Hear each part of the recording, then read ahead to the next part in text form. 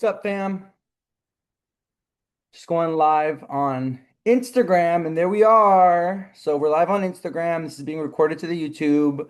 Let's wait for people to come in. We're going to be talking about the new moon in Gemini. That is today, actually.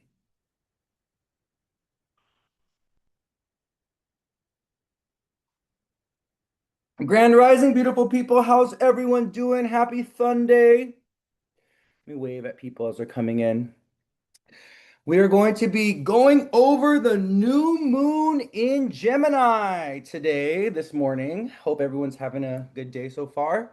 If you are a mutable sign, Pisces, Virgo, Gemini, Sagittarius, you are definitely going to want to tune into this. If you have your sun, moon, or rising in a mutable sign, you're going to want to be here for this, okay? Because this is a very important new moon for you. What's up, Mrs. Reina? How are you, my love? I'm just going to wait for people to come in because we have a lot to talk about. But I don't want to start talking about it until people are here.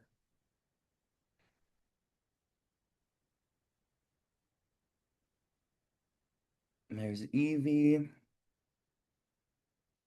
Venus has moved into Leo as well. So fixed signs, I have a lot to talk to you about. We're going to talk about Venus and Leo. I'm going to go into more deets tomorrow about Venus and Leo. Also, while we're here waiting for people to come in and get the notification, um, I am still doing. Okay, people are coming in. I'm still doing a Gemini season sale. So I'm doing discounted readings for Gemini season. If you are interested in booking a reading with me, especially if you've never had a reading with me before, I highly recommend you book at least one reading with me. You take advantage of the Gemini season sale. If you go ahead and click on my link tree and you click the book appointment tab and you scroll all the way down on my list of services, the last one will be the Gemini season discounted reading or the Gemini season special. So if you are looking to get a reading with me and you want more bang for your buck, you don't want to have to pay full price, you want that discount. Definitely take advantage of the Gemini season special that I'm offering right now. It'll be until the end of Gemini season. I'm pretty booked out through June, even going into beginning of July, but you can still book a Gemini season reading for July. Okay, if you like. All right, let's dive in. We don't have that many people here, but it's okay. It's Sunday morning and it's 10 a.m. and everyone on the East Coast is probably hungover and recovering from the Knicks win last night.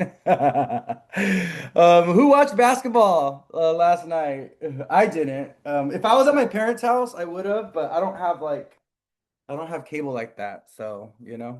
So I didn't watch the Knicks games or anything, but I've been seeing it all over social media though. I've been seeing the Knicks win all over social media.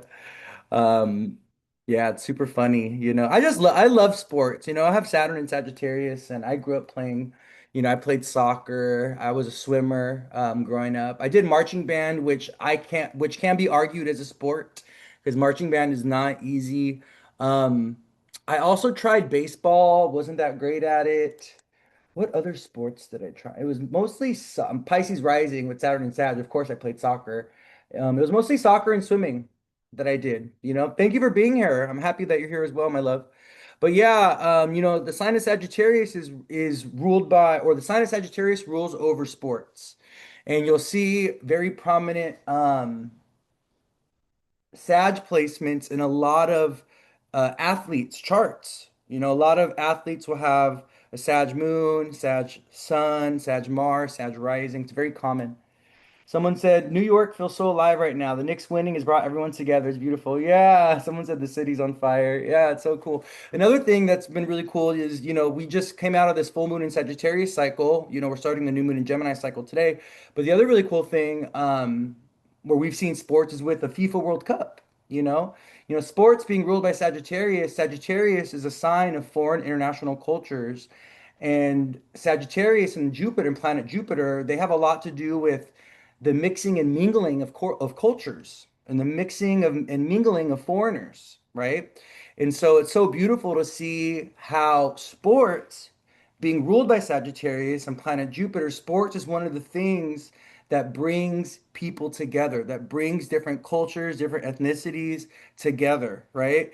When it comes to sports, we put everything aside and it's just about the spirit of the game.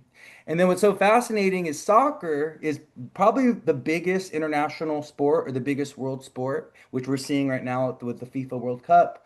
And soccer is connected to the sign of Pisces, right? Because what do we play soccer with? We play soccer with our feet. Pisces rules the feet. And Pisces is also ruled by Jupiter. So it's interesting because the double amplified energy of Jupiter that we see with the sport of soccer is why soccer is probably the biggest global sport. I would argue that. I'm very confidently willing to argue that soccer is the biggest sport globally. And it's also the sport that inspires people the most, that people get all emotional about, because you got to think about it, right? Jupiter's in Cancer, right? Jupiter's wrapping up in Cancer this month. Jupiter rules the sign of Pisces, and so people get so emotionally involved and spiritually involved, and they're so competitive when it comes to soccer, and it's so beautiful to see, people crying and just, losing their ish when their team wins, or even crying and losing their ish when their team loses, That's the spirit of the game. There's got to be losers and winners, There's no way around it. But yeah, it's such a beautiful thing as it's been like sports has been kind of like the place of healing during this really rough 2 week full moon and Sagittarius cycle. Even in this particular moment in time with all the tense politics and all this stuff, it seems like sports has been our refuge in some type of way. And sports has been the thing that has been keeping us together, has been bringing people together despite all the weird, funky global politics that are happening right now. So, okay, well, enough about that. Let's go ahead and dive into the new moon in Gemini. So the new moon in Gemini is actually going to be today if you're on the East Coast. If you're on the West Coast, it'll be early tomorrow. So it's going to be at 10:54 p.m. Eastern Time, 7:54 p.m. Pacific Standard Time. The new moon in Gemini is going to be at 24 degrees, which is a Pisces degree. So we're going to talk a little bit about that. Um, and this new moon in Gemini is kind of going to be wrapping up a cycle for us, especially if you're a mutable sign, Pisces, Virgo, Gemini, Sagittarius. If you have anything around 24 degrees Gemini in the last decan of a mutable sign, so anything in, from 20 to 30 degrees of Gemini, Virgo, Pisces, or Sagittarius, this particular new moon could be very important for you, okay? It could activate things. It could kind of get you to move in some type of way. It can also open a door or initiate things. But one of the things I'm going to be talking about with this new moon is how this is really going to be a new moon of closure. It's going to be a new moon of kind of like ending chapters and like the final release and us kind of figuring out what do we want to take with us into our next timeline, right? Especially as Jupiter wraps up in the sign of Cancer and goes into Leo at the end of this month. We have a Mercury retrograde, which is ruling over this new moon in Gemini. Mercury's already in his shadow period. He's slowing down. He's actually not going to hit Jupiter. So we do have a Mercury retrograde coming up that starts on June 29th. And so, because Mercury's slowing down and this new moon is ruled by Mercury, this new moon may feel very lethargic for people. It may feel very exhausting, or it may feel like we're trying to push forward and move and begin things and kind of like get, stimulate things or kind of, initiate something, but it may feel very hard or very tough too. And I do think that this new moon in particular is going to have more to do with reflection and kind of like figuring out what it is that we want to take with us from the present into the future, and also kind of going back to the past and kind of revisiting things and fixing things and kind of clearing things up or revisiting things to figure out, if it's coming with us or to figure out if we just need to leave it behind or let it go. Okay. So let's talk about what is Gemini? What does Gemini rule over? What is Gemini about? Right? So, what are going to be some overall kind of general themes when it comes to this Gemini new moon? Well, Gemini rules over siblings. So, when it comes to the people in our life, Gemini rules over siblings, aunts, uncles, cousins, neighbors, your extended family, and also people that are in your neighborhood or people that you see kind of every day. Gemini is also connected to friends. It's one of the signs of friends. So, with this new moon in Gemini, those people could be a theme. So, your aunts, your uncles, your cousins, your extended family, your siblings, your neighbors, people that you run into every day, your friendships. This new moon in Gemini is going to kind of put a focus or is going to draw attention to those people and those relationships in your life, okay? In general, this new moon in Gemini, because Gemini is a very social sign, it's going to have a lot to do with relationships and connection. And if you think about a new moon in Gemini, this could also be about a new perspective on certain relationships or on certain connections. Given that this new moon in Gemini is ruled by Mercury, who's about to go retrograde in Cancer, what we can also see is friends, aunts, uncles, siblings, cousins, neighbors of the past come back, going all the way back to our college days or all the way back to our childhood days. You may have a cousin, you may have an aunt or an uncle or a sibling, or you may have a best friend, a college friend, a high school friend that you haven't heard from or they haven't talked to or you haven't seen in a long time. And this new moon in Gemini cycle, which is going to be for the next 2 weeks. So, this new moon in Gemini cycle is going to go all the way to the end of June. It's going to go um, yeah, it's gonna go all the way to the end of June. I do believe that we have a full moon in Capricorn on July 1st, and I believe that's when the new moon in Gemini cycle resets. I think the full moon in Capricorn is on July 1st, but don't quote me on that. But this is gonna be like a theme for the next 2 weeks. Us visiting family members, us visiting friends, hanging out with friends, going on vacation or traveling with friends, or even hanging out, vacationing, traveling to go visit family, extended family, you know, um, uncles, cousins, and also people from the past coming back though. So that's going to be the big theme over the next 2 weeks, especially as Mercury slows down to retrograde at the end of the month. We're really going to see people coming back from the past, okay? It can be lovers. It really depends on how this new moon is hitting your chart. We do have a Venus Pluto opposition, which I'm going to go into detail with tomorrow when we talk about when we go over the week ahead astrology tomorrow, which I do every Monday. So if you are new here and you don't tap in on Mondays to my week ahead astro, every Monday I go over the astrology of the week and I talk about important transits, and then we also do a little tarot session. So I'm going to talk about the Venus Pluto opposition tomorrow in a little bit more detail. But the Venus Pluto opposition, in combination with the new moon being ruled by Mercury in Cancer, who's going to be retrograde, and we can have lovers come back from the past too. This can be a very tense new moon for relationships and partnerships. And I'll dive into that, okay? But let's stay on track with the new moon in Gemini signification. So people, right? Like I was saying, the people, extended family, aunts, uncles, cousins, neighbors, you know, um, your friends, stuff like this. That's the people that are going to be highlighted by this new moon. When it comes to medical astrology and health, the new moon is going to have things to do with our wrists, our throat, our sinuses, our ears, our lungs, our chest, our arms. So pretty much Gemini rules this part of your body right here. So this part of your body, okay? Like from here to here. Well, actually, from here to here. Yeah, because Taurus is ruled by the throat, or Taurus rules over the throat. So it's actually from here to here. Your arms, your hands, your elbows, your bronchial tubes, all those parts of your body. This section right here is ruled by Gemini.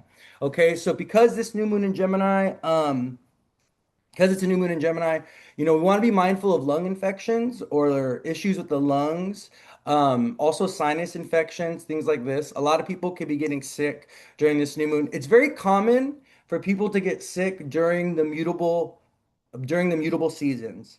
Pisces, Virgo, Gemini, and Sagittarius. This is because this is when the weather is changing and it's inconsistent. And during the mutable seasons, one day it could be really hot and one day it could be really cold. Like that's how it's been over here. I live in Portland, Oregon for now. But there's one day it's like sunny and like it's hot, and then the next day it's like raining, right? So when the weather is going from hot to cold, it actually increases the levels of like bacteria and stuff like that in the air. Also, there's a lot of pollen in the air right now as well because we're about to go into summer. We're leaving spring and going to summer. I'm gonna close this really quick. Hold on. So just be mindful of like sinus infections, issues with the lungs, coughing, dry throat, you know, um, Yeah, that type of stuff. Also, injuries of the wrists, falling and hurting your wrists, injuries of the elbows, things like this when it comes to medical astrology. Okay. And also, yeah, and also because this new moon's going to be at a Pisces degree, this can definitely be about liquid in the lungs, okay, or the lungs being congested, having a lot of mucus. So, I'd recommend if you are dealing with some kind of lung issue during this new moon cycle, you might want to take a look at, Mullein tea. Mullein tea is really, really good for clearing out the lungs. Also, traditional Chinese medicines does a tea called Breathe Easy. It's like $15 for a box, but I promise you it's like worth it. But yeah, traditional Chinese medicines does a tea called Breathe Easy, which really helps with decongestion and stuff. There's a lot of tea brands that do teas, that do teas that are good for the lungs. Everybody here, happy new moon, welcome. Thank you for being here. So we talked about the people, we talked about the health. So Gemini also has lots. So if we're thinking about Gemini when it comes to our person and what Gemini is kind of just generally connected to, it's also connected to the mind. It's connected to our nervous system. It's connected to yeah, traditional medicines.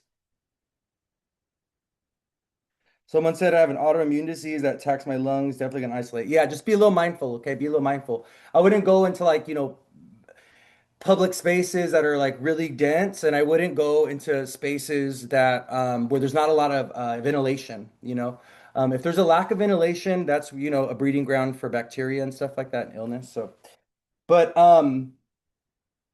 what else? Oh yeah, so like I was saying, Gemini is connected to our mind and our mental faculty.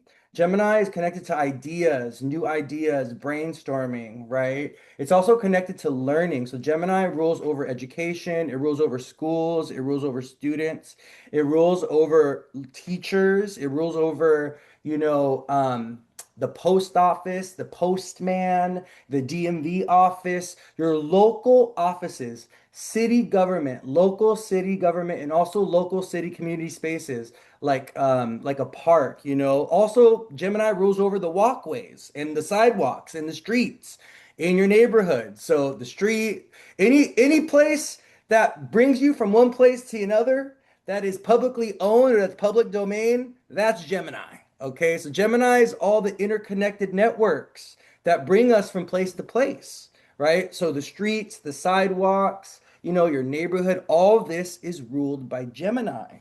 Um, and so we just want to be mindful of these things because this new moon in Gemini is going to have people very socially active. It's going to have us outside. It's going to have us chatty. It's going to have us talking to friends and kind of being social and meeting new people and all this type of stuff, right? Um, but also local travel.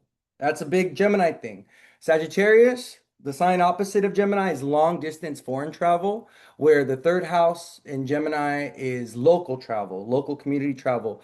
So, there could be big vacations that we're booking or big vacations that we're going on during this 2 week cycle. The third house reflects into the ninth, and, the sign of Sag.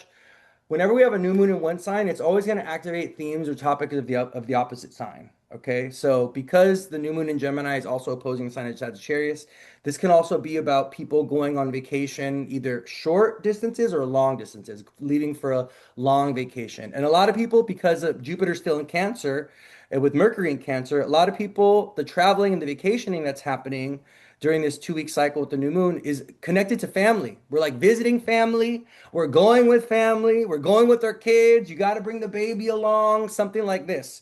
We're renting the minivan, right? And stuff like that. So, yeah, what's so interesting actually is this new moon in Gemini is happening in my fourth house of home and real estate and where I live. And I'm actually moving back home to Los Angeles during this new moon and Gemini cycle. So on July 1st, I will be back in LA. So what's so fascinating is this new moon in my fourth house of like home and where I'm living is literally about a new beginning with where I'm living. Okay. And I'm ending a chapter, a long residential chapter. I've been in Portland, Oregon now since 2022. And that chapter is coming to an end with this particular new moon in my fourth house, right? So it's so literal and it's so cool to see how the astrology is showing up in my life. But I want you guys to think about that because this new moon, especially for if you're a mutable sign, if you're a Pisces, Virgo, Gemini, Sagittarius, you have anything around 24 degrees, or if you have anything around the early degrees, the first decan or the last decan of a mutable sign, this can be a very important new moon for you, where it's like concluding a certain chapter in your life and you're initiating or starting the next chapter. Okay. And I'm going to talk about that a little bit more when I talk about the nodes and Uranus squaring the nodes for the mutable signs, because that's also very important. Okay. So, one of the things I wanted to say though, oh, actually, since we're actually, let's keep going. Let's keep talking about the sign of Gemini. Okay. So with this new moon in Gemini, we may see people also getting into new schools or getting into school or taking new classes or like teaching and things like this. Maybe you want to start a class, maybe you want to start teaching something, maybe you want to get like a teacher, you want to enroll in school. This is also a time I think where kids are getting college recipient letters and also kids are graduating. So, Gemini and Sag, this is the axis of lower education. Gemini is high school and elementary school, and Sagittarius is higher education, college.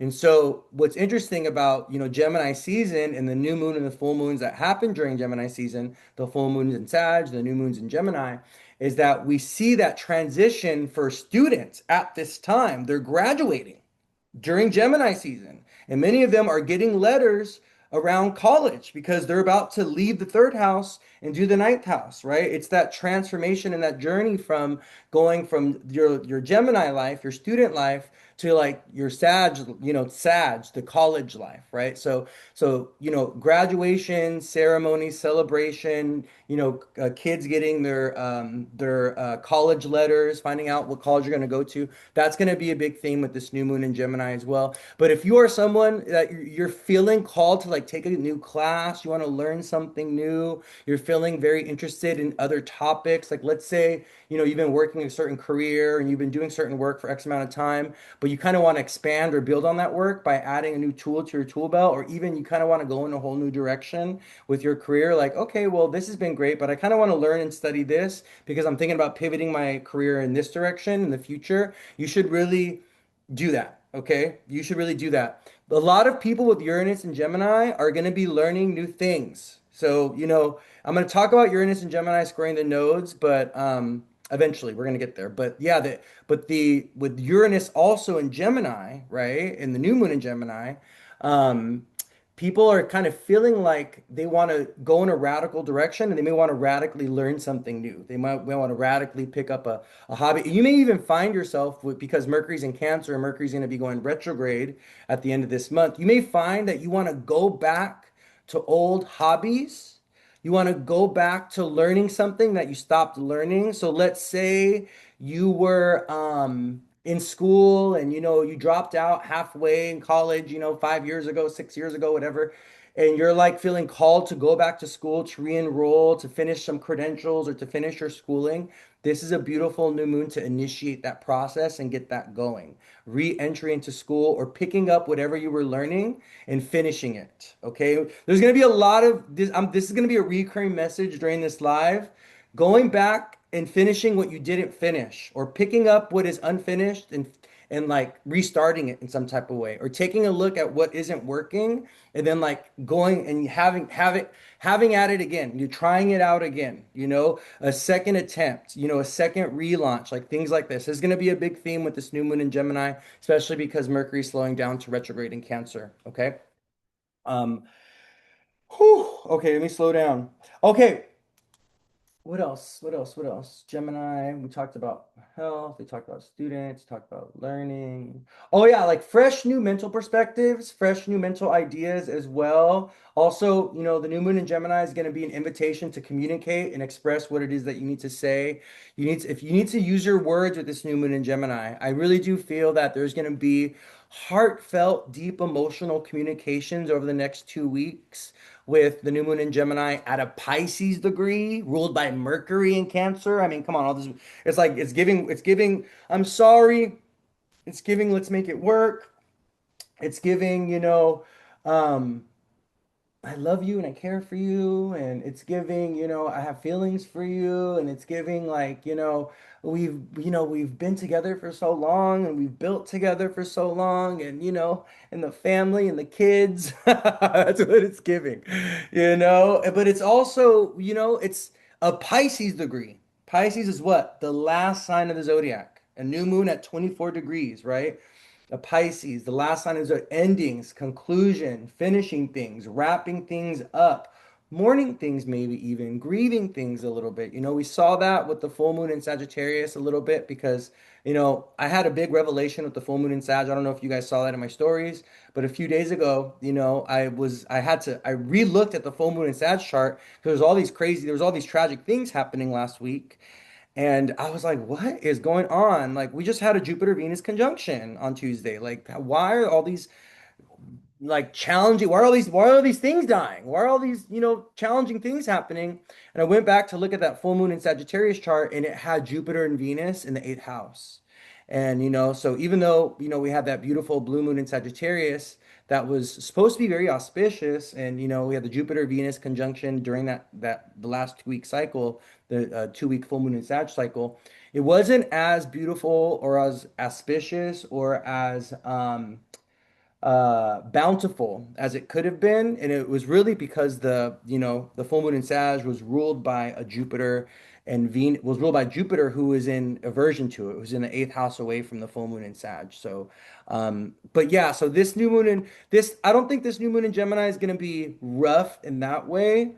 But I do think there's still going to be some elements of things that are like just coming to completion in our life, or that are like just coming to an end, or a certain cycle that's coming to a close. Especially if you are a mutable sign, you're gonna feel this if you are a Pisces, Virgo, Gemini, Sag, and you have your Sun, Moon, and Rising in a mutable sign. You're gonna feel like some area of your life or some chapters coming to a close, and you want to take a look at all the houses that are ruled by Virgo, Gemini, Sagittarius, and Pisces. Even if you are, majority fixed, or maybe you have everything in cardinal signs, you still want to take a look at your Pisces, Virgo, Gemini, and Sagittarius houses and those axes, because I guarantee you there's something kind of finishing out or concluding or ending in those areas of your life, based on what houses those signs rule over. Okay.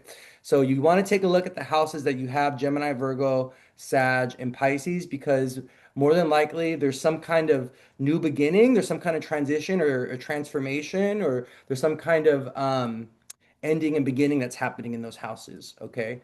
Um, but if you're a mutable sign, you're going to feel it very, very strongly. Okay. Okay. Anything else I need to talk about the sign of Gemini? The mind, learning, education, using our voice box, expressing ourselves, one of the challenging things about the new moon in Gemini can be anxiety, too much mental energy. Whenever the sun and the moon come together in the sign of Gemini, one of the things I've noticed with myself is like I can have a really hard time sleeping. My nervous system seems to be very kind of like on edge. So if you are feeling overly mentally stimulated, or the combination of the sun, moon, and Gemini with Mercury and Cancer, if this is like making your mental and emotional realms like too stimulated, and there's like conflict that's happening, or you're just like the thoughts and the emotions are just feeling overwhelming, it's really important that you ground and stabilize earth sign energy. And it's also really important that you move the body and you get heat in the body, or not Aries, fire sign energy. So the way to counteract the new moon in Gemini making us mentally overstimulated and stressed out, in combination with Mercury being ruled by Mercury in Cancer, which is making us very emotional and making our emotions fluctuate everywhere, you know, um, is by doing earth sign things and fire sign things. You want to counteract the energy of the air element of the new moon in Gemini with Sag, movement, getting your body going, walking, running, getting out in the sun, bicycle riding, especially cardio would be really good for the mind. Okay, mostly cardio stuff will help with grounding the mind. And then if you're feeling very emotional, you're feeling all sad and stuff like that, because of the Mercury in Cancer ruling over the new moon in Gemini. You want to really tap into grounding in the body. So like make sure you're eating healthy foods, make sure you're going out in nature, getting sun. Make sure you are also entertaining the five senses, you know. A lot of times when there's too much mental and emotional energy, we're disconnected from the body. So we're not we forget, it's like, oh, I'm just the brain, I'm just the head. It's like, wait a minute, you have a whole body to redirect this energy to. So, massages, you know what I mean, sex, um, sensual pleasure, going to the jacuzzi, going to the spa, things like this can be really good activities during this new moon in Gemini to kind of tap you into the body and kind of ground you. And then also like physical activity, running, working out, stuff like this can help, okay, with the new moon in Gemini being ruled over by the Mercury in Cancer. Someone said I did squats. I feel, yeah, well, squats, great way to target, squats are amazing for a new moon in Gemini because why? Squats open up the hips. They open up the hips, okay, and the lower body. And what is ruled by, or what planet and what sign rules over the hips? Jupiter and Sagittarius. So the best way to counteract Gemini cerebral energy is by working on the hips. Opposite of Gemini is Sagittarius, right? The body part that opposes the lungs is the hips, also the liver. But yeah, also just be mindful of like excessive drinking and stuff like that or excessive partying. When I talk about the new moon chart, which I'm going to go into detail with eventually, we're going to get there. We have a 12 house Mars to the new moon. And I'm going to talk about kind of self-destructive tendencies or self-sabotaging tendencies that can be triggered or that can be activated with this new moon. Okay, we'll get there because the 12th house Mars and Taurus. Okay, so I'll talk to you guys about that. Okay, I'll talk to you guys about that. When we go over the chart for the new moon, um, we're going to get into the nitty-gritties of certain placements and certain pros and cons with the new moon. Okay, but anyways, so yeah, it's a new moon at a Pisces degree. So we're gonna feel like very surrender, or we're gonna feel like we need to maybe surrender something. We're gonna feel very soft, very sensitive. We can feel very tired or very exhausted. Pisces is the sign of sleep. Pisces is the sign of rest. Okay. Pisces is the sign of dreams and other realms, right? So this new moon in Gemini can have you feeling very tired, very exhausted, very drained, or you can feel like you need more sleep than usual. Okay. Also, we got to think about it, right? What happens when a moon is new? When the moon is new, it's starting a new cycle with the sun, right? But the moon is at its darkest point. If you go out and look at the new moon tonight, you'll be able to barely see a sliver of moon, right? So a new moon is when the sun plunges the moon into darkness. The moon has no light. Therefore, when the moon has no light, we feel tired, we feel exhausted. Full moons, which are opposite of new moons, that's when the moon is bright and full. We are very stimulated, we're very social. We feel like we want to go outside. It's so funny because one of the things I've noticed is that when a moon when it's a full moon, people are like outside, like people are active, people it's a very stimulating, right? Because the sun is projecting the fullness of its light and its energy onto the moon. So the full moon is a very lively energy, it's a very stimulating energy, right? Where the new moon, no, the sun is blocking the light to the moon, right? So the new moon is dark, right? So we kind of get plunged into darkness during the new moon. And we feel like we need to, retire, we need to rest, we need to sleep a little bit more. And that energy is going to be doubly amplified by the fact that this new moon is at a Pisces degree. Okay. So, alrighty. Um, Okay, so I actually made a little list today. Look at me. I'm working on my Mercury. I'm working on Virgo things. I'm working on Gemini things. One of the things I need to tell you guys, okay? I wanted to share this on Threads, but I don't want to expose my vulnerabilities, my weakness on there. So I have a very weak Mercury. I have no Virgo placements. My only Gemini placement is Chiron. I have the Sun in Scorpio, conjunct Mercury, who's retrograde, and he's also combust the Sun. Okay. Um, because of this, you're gonna see typos in my shit sometimes. I swear, I reread my posts sometimes 3 or 4 times, and I still miss the grammatical errors and I still miss the typos. Okay? So I'm working on my Mercury. I'm working on my Mercury. I washed my dishes this morning. I went ahead and made a little list of look at me. I made a little list of notes to talk about things for the new moon in Gemini. I'm trying to be more organized and more structured. I'm really trying to work on my relationship with Mercury, but let me tell you, that man be pissing me off sometimes. Okay, but anyways, I'm working on my relationship. That's why I'm even look at green. I'm using look. We got green light. We got a green pen. We got a green notebook. So Mercury rules the color green. So if you have a weak Mercury like myself, if you have Mercury combust the sun, if you have Mercury retrograde, you have Mercury in a bad house or in a water sign like myself, um, work with the color green, okay? Green pen, write in green pen, write in green ink, have a green notebook, wear the color green. Mercury rules the color green. Also, Mercury gives me gifts. I want to show you guys the little gifts that Mercury gives me. It's so, oh, you guys want to see? Listen, I have a very special connection to the planets because they love me and I love them, and because I just have a very special connection with the and they give me things. So I want to show you some of the gifts that Mercury has given me. Look at these. This is one. Look at and rules mushrooms through Gemini. I actually found this outside when I was walking in the neighborhood on the sidewalk. Gemini, Mercury rules sidewalks, rules the neighborhood. And Gemini and Mercury also rule over small little objects and things. And I literally found this. I literally found this little mushroom, this little green mushroom, green, Mercury, Gemini. I literally found it on top of like a signpost. It was on, the little buttons that you press to cross to cross the street, the little button, the crosswalk buttons. It was literally on top of that. And I was like, "Oh, that's for me." That's a little gift for me. So this is one. And then on a cruise ship, I found this little tiny green ducky.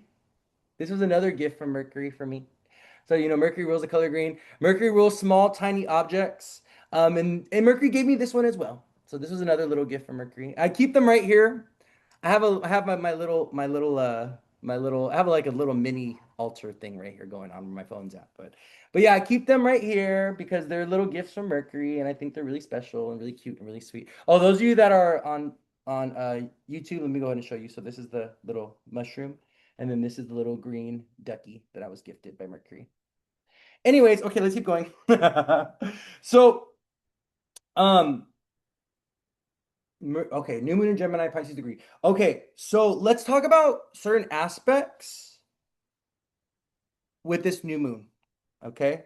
Um, I'm going to talk about certain aspects that I think are the most important aspects for the new moon. And I think this is like these are the aspects that are kind of really telling the story or really kind of showing up and how this new moon is impacting us, not only collectively, but individually. Okay. Someone said, hopefully this new moon helps with motivation. Yeah, see, the thing is, we're not feeling very motivated or inspired with this new moon. And there's a few reasons why. The first is because the ruler of the new moon, Mercury, he's slowing down to retrograde. So that's one. The other is Mars has been in Taurus.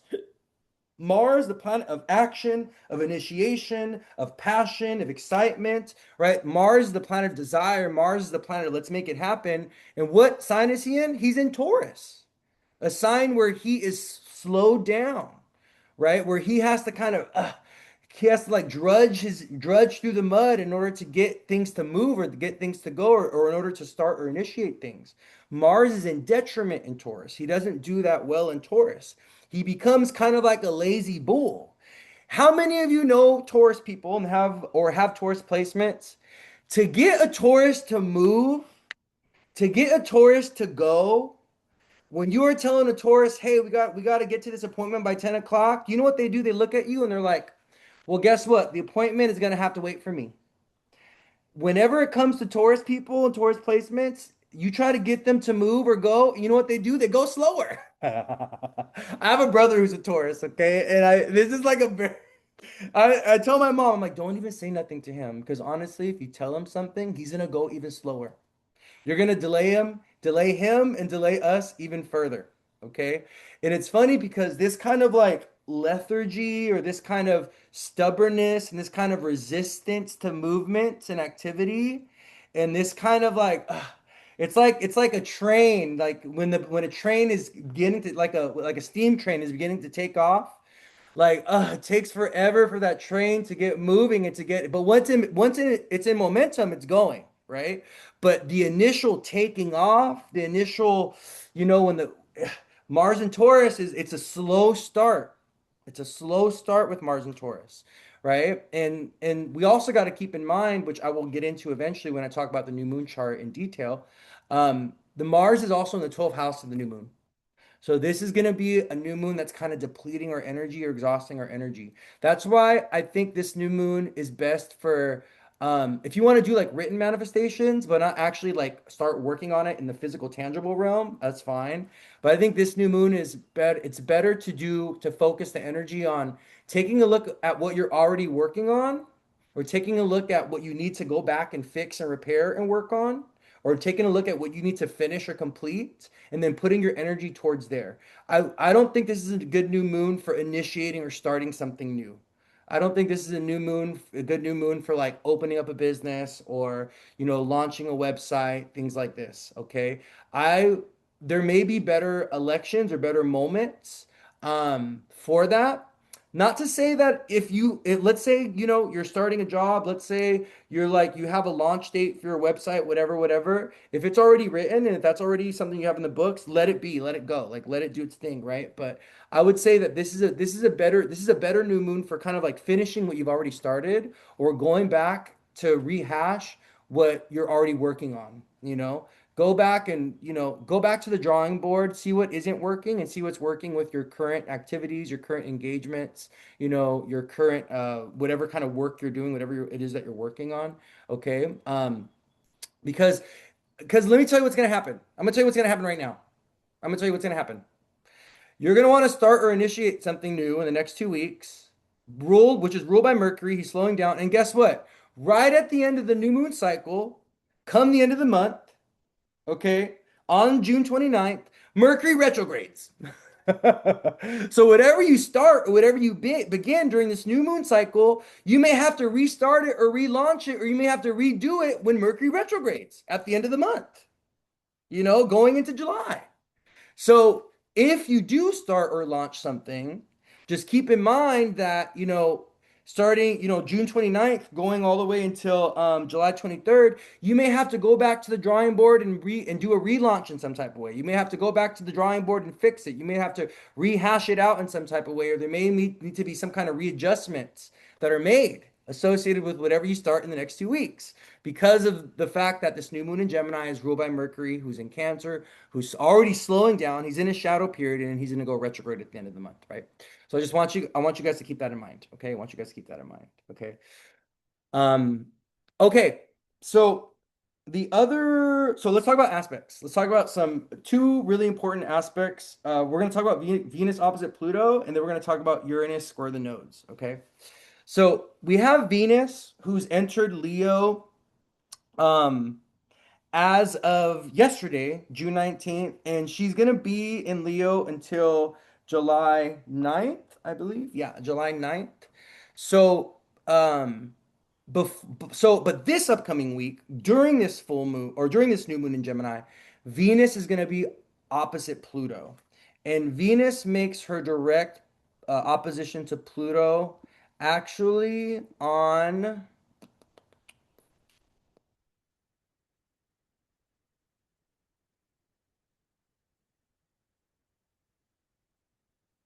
Wednesday, June 17th. Okay.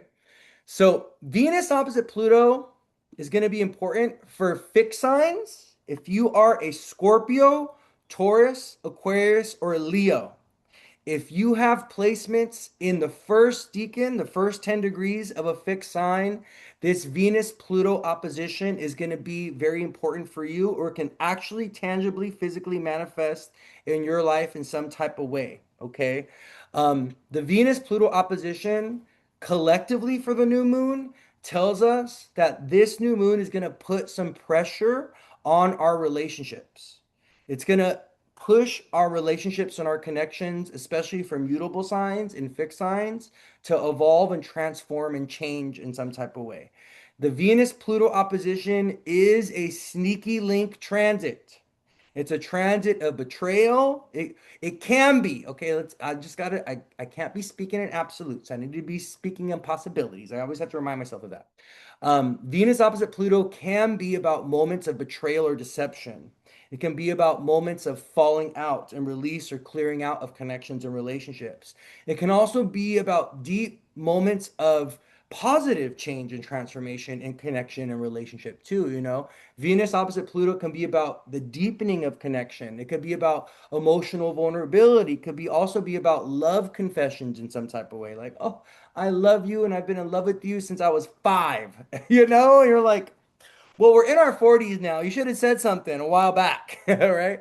So, the Venus Pluto opposition, it can really expose romantic feelings. It can bring romantic feelings to the surface, but it can also involve, you know, kind of like Romeo and Juliet type of themes. I think about Venus and Leo and Pluto and Aquarius, and I think about Leo rising and Aquarius rising, and I think about, you know, interracial relationships or even age gapped relationships or relationships with people that are of different cultures and different ethnicities, and the tension and the conflict that some kind that the difference can sometimes create.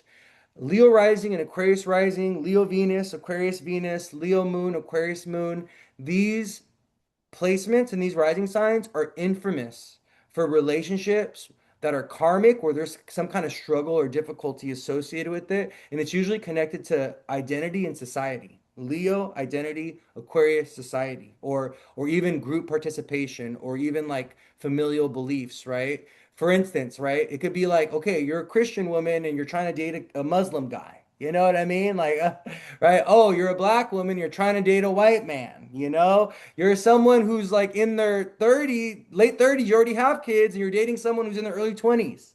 You know what I mean? The Venus opposite Pluto between Leo and Aquarius can bring up these kind of relationship themes or apply pressure to people who are in these type of relationships. And a lot of times, you know, I'm thinking about, you know, Venus opposite Pluto, and specifically in Leo and Aquarius. A lot of times, the lesson when you are partnering or falling in love with someone different is to kind of persevere despite the resistance or the rejection that you experience from society, from the family, from religion, or from others, you know. A lot of times people that are in these like kind of interracial relationships, or they're in relationships where it's like a fairly odd couple in some type of way, you know, their parents will have something to say about it, their family has something to say about it, their friends have something to say about it, their religion has something to say about it, society has something to say about it, right? Everyone has their fucking opinions, right? But what that's supposed to do, the difference, right? The love beyond borders, or the love beyond difference, right, is meant to teach society how, it's meant to show society how love does not have no race, does not have no color, does not have no creed. This is what Venus and Leo, and this is what you know, the Venus and Leo opposite Pluto and Aquarius could be teaching us at this moment in time. And there could be relationships that, you know, Leo rising, Leo moon, Leo Venus, you know, Aquarius rising, Aquarius moon, Aquarius Venus. There could be relationships that they have that are literally meant to challenge societal norms.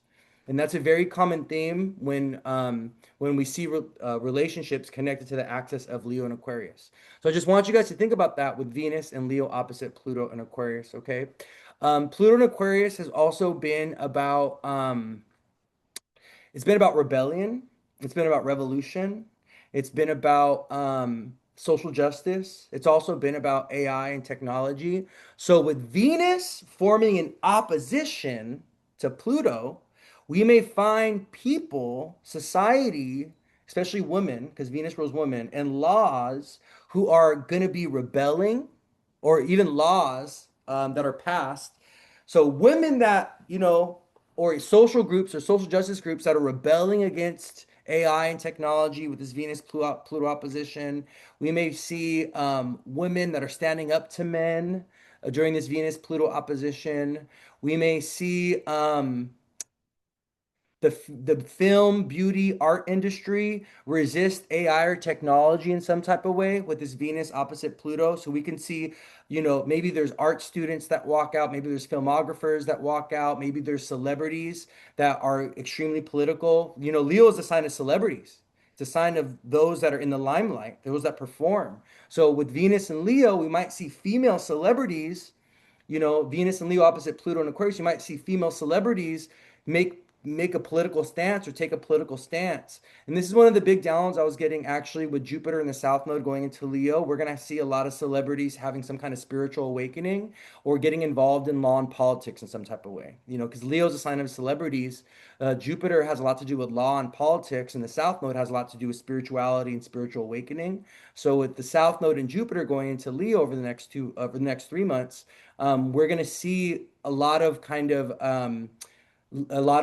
celebrities and a lot of people that are in the limelight, also kind of like CEOs, bosses, or leaders going through a spiritual awakening, stepping down, retiring, things like this. Okay, we're going to see that. But yeah, Venus in Leo opposite Pluto and Aquarius is a moment of transformation and change for our relationships. Power battles can erupt. This is also a transit, especially if you have anything, if you're a fixed sign, and let's say you are a fixed sign rising, you're a Leo Aquarius rising, let's say you have your moon or your Venus in Leo. Let's say have what? Your moon or Venus, even in Scorpio, being squared by Pluto and Venus. This can be a breakup or separation transit.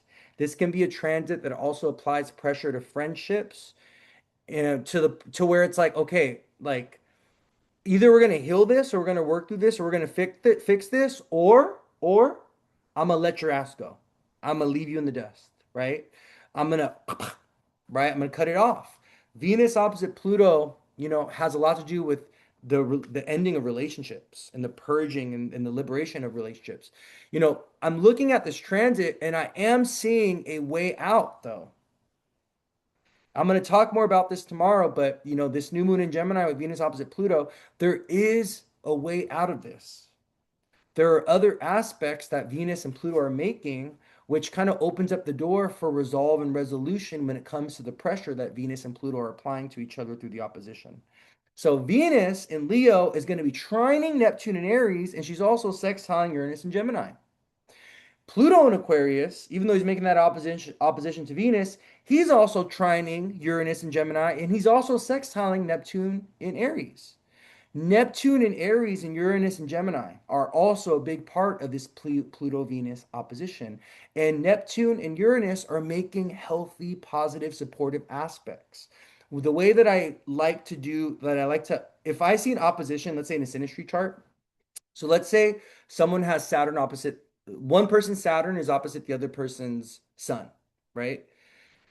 What I'm going to look for within that opposition, I'm going to look to see if Saturn and the sun are making other aspects to other planets, especially trines or sextiles, because the trines and the sextiles will provide an opportunity to offset the pressure and the tension of that Sun Saturn opposition. And I also like to think of that, or I like to think like that when it comes to transits. So if we have Venus opposite Pluto, we want to look to the trines and sextiles that Venus and Pluto are making to other planets to offset that energy, to give a direction to release the pressure of the opposition. So because Venus and Pluto are making aspects to Neptune and Uranus, Uranus in Gemini is like, I love you, so I'm going to free you and liberate you. I love myself, so I'm going to free or liberate myself from this connection. You know what? Let's try a radical new approach and let's have a radical conversation. Let's have an open-minded, truthful, honest conversation about what the problem is so that we can go ahead and fix it. So we go ahead and talk about it.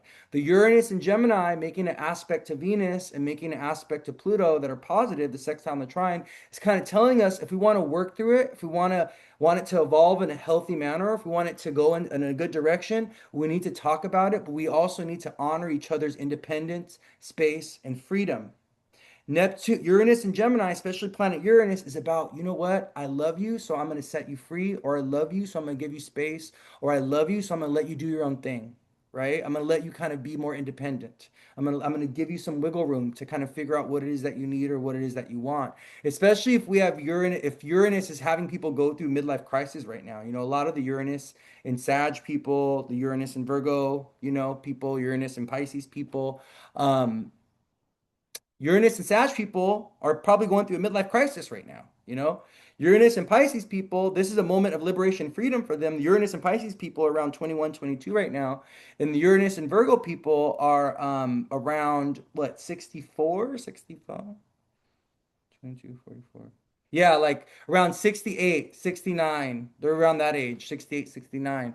So, if someone is going through a Uranus transit and this Uranus transit is pushing them to kind of like, the Uranus and Gemini transit pushing them to free themselves, we got to give them that grace and we got to let them go, right? The invitation of Neptune and Aries into this mix of Venus opposite Pluto, Neptune and Aries is like, I have compassion for you. I have compassion, Neptune, for your independence, Aries. I believe in you. I want you to pursue your desires and your passions. If you feel like you've abandoned yourself in some way because of our relationship, or if our relationship is causing you to reject or abandon yourself in some way, I don't want that for you. Actually, you know what I want for you? I want you to be happy and joyous in your individual life. I want you to be full of passion and purpose. And because of that, I'm going to give you the space to figure that out and do so, right?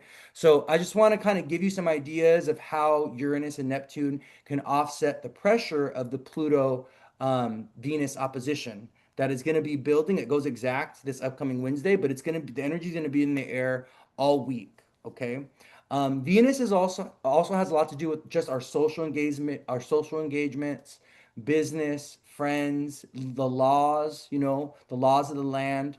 So Venus, as the planet of society, or as one of the planets of society, Venus has a lot to do with the unspoken rules of society, what we deem acceptable and what we deem unacceptable. So what is like for instance, I think of etiquette.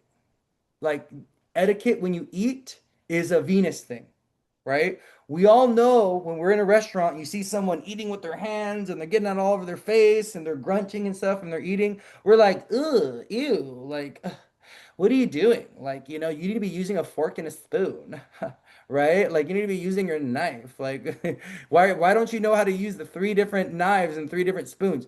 That's Venus. Venus is etiquette, social expectation. When you eat, use a fork and a spoon. You have to behave. There's manners that you have to respect, right? So Venus has a lot to do with what is socially acceptable and what is socially unacceptable, right?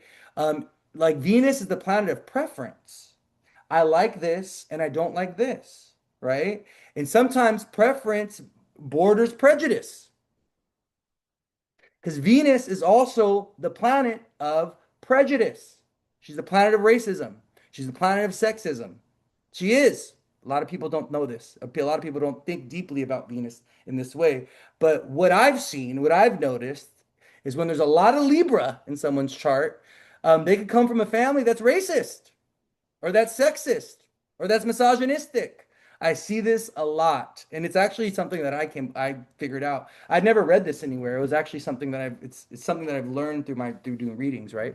So if we're thinking about Venus opposite Pluto during this new moon cycle can expose the grotesque, can it amplify the unacceptable, can kind of, reveal to us what is socially unacceptable. We can be like, "Ugh, that's gross, that's icky." Or we can realize, like, wait a minute, this betrays my values, right? This betrays Pluto, my values, Venus.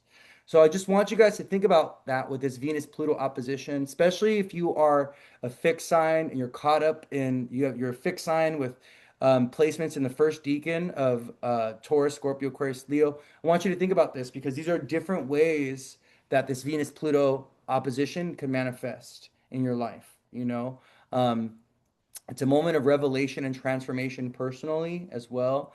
I know I'm thinking of a few Aquarius risings now, particularly one Aquarius rising who is having this transit on their ascendant, and literally their beauty, their body, their looks, Their face. Venus rules the face. Venus rules our beauty, our looks, our body, our style of dress, what we're wearing. All that is in a state of transformation and change for them. The relationship with their body, the relationship with their face, the relationship with their identity. Venus and Leo is how you dress. Venus, your identity.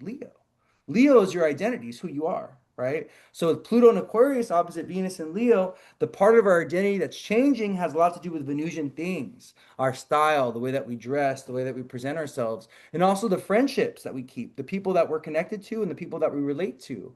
So this Venus opposite Pluto transit combined with the new moon in Gemini over the next 2 weeks can also be putting some pressure on our friendships or the groups that we participate in.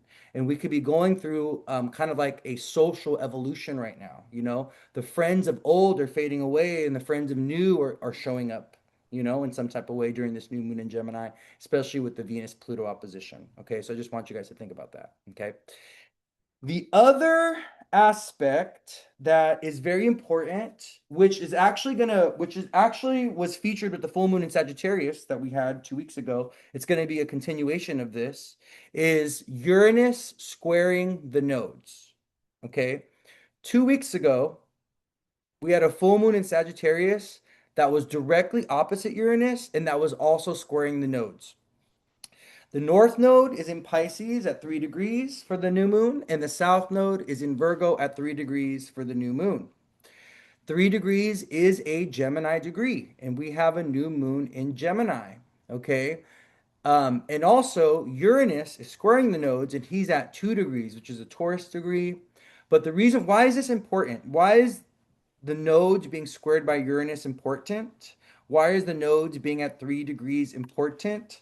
Because this new moon is wrapping up, because with Uranus square the nodes, is wrapping up our nodal cycle and the eclipse cycle that we've been going through since the beginning of 2025, when the North Node and South Node went into Pisces and Virgo. So the nodes transit a sign on average of 18 months. It's about like 18, it's like 18.6 months or something. So it's like 18 months and like 2.5 weeks or 3 weeks or something, um, that the nodes take to transit a sign. So the nodes, they go backwards. They go in the opposite direction than the other planets, and they're constantly retrograde. Unless you're looking at the true node, the true node does go direct. The nodes do go direct very rarely, but the majority of the time, the nodes are retrograde. So the nodes are actually going in the opposite direction of the planets. So when the nodes are going to the beginning degrees of a sign, they're actually ending their cycle in that sign, right? So the nodes are at 3 degrees Pisces and Virgo. So this tells us that the eclipses that we've been going through in Pisces and Virgo, the narratives, the stories, the experiences that have been connected to the eclipses that we've been going through since the beginning of 2025 up until now, these narratives, these stories, this eclipse energy that's been happening and hitting our Pisces, Virgo, Gemini, and Sagittarius house, these things are coming to a close with this particular new moon. Okay? Because the nodes, they're going to move into Leo and Aquarius right at the beginning of August. So the next mutable season is going to be Pisces and Virgo. We're going to have one last lunar eclipse in Pisces during Virgo season, but that lunar eclipse in Pisces, I believe it's on like the 27th or the 28th of August. It's going to be the last one that we're going to have in Pisces and Virgo for another for another like what, 7 years, 8 years,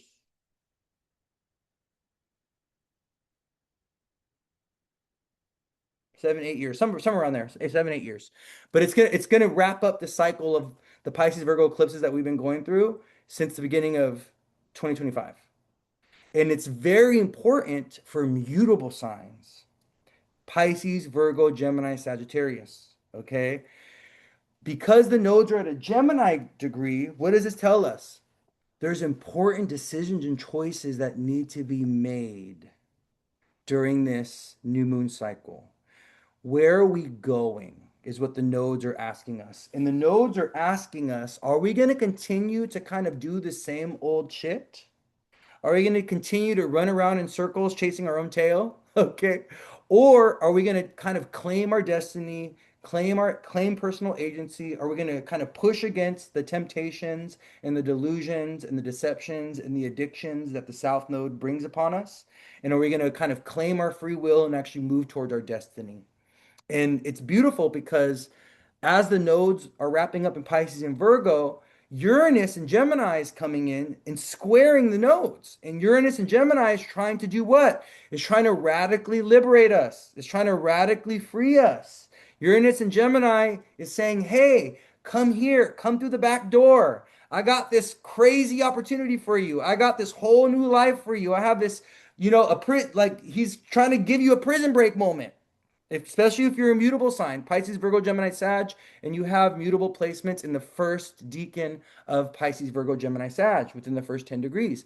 This Uranus squaring the nodes is pushing you, okay, to choose destiny over fate. What's the difference between destiny and fate? Fate is apathetic. Fate, you have no control over. Fate, things happen to you and you just let them, you surrender. Okay, Jesus, take the wheel, right? Destiny, North Node, is about intention, action. This is what I want. This is what I desire. This is what I'm hungry for. This is what I'm going to go after. The North Node has a lot to do with hunger. Hunger. Wherever you have the North Node, whatever house it's at in your chart, that's where you are like always hungry. You're always desiring more of it, more of that house, more of that sign, right? North Node in the 12th, sex addict. North Node in the second, what do you, money addict. You know, you love money, you love food.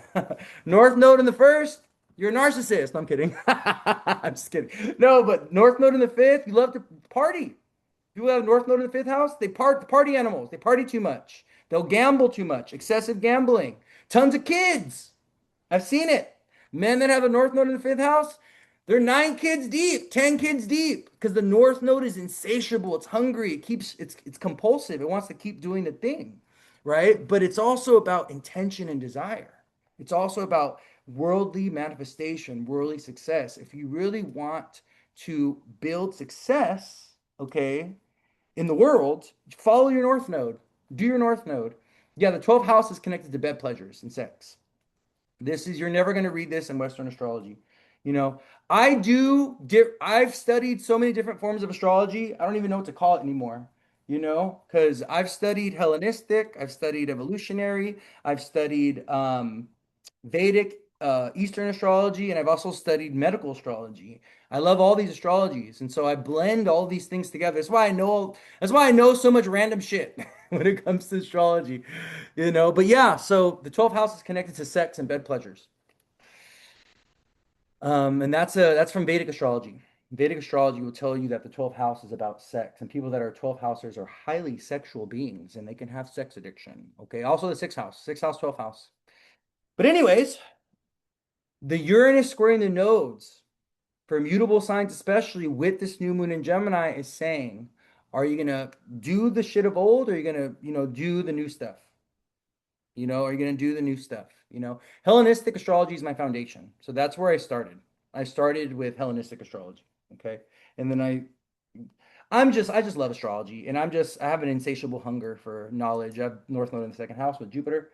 And so I'm just constantly consuming astrological stuff. And I just want to know no more, more, no more, no more, no more. I'm like very hungry with it. It's ridiculous.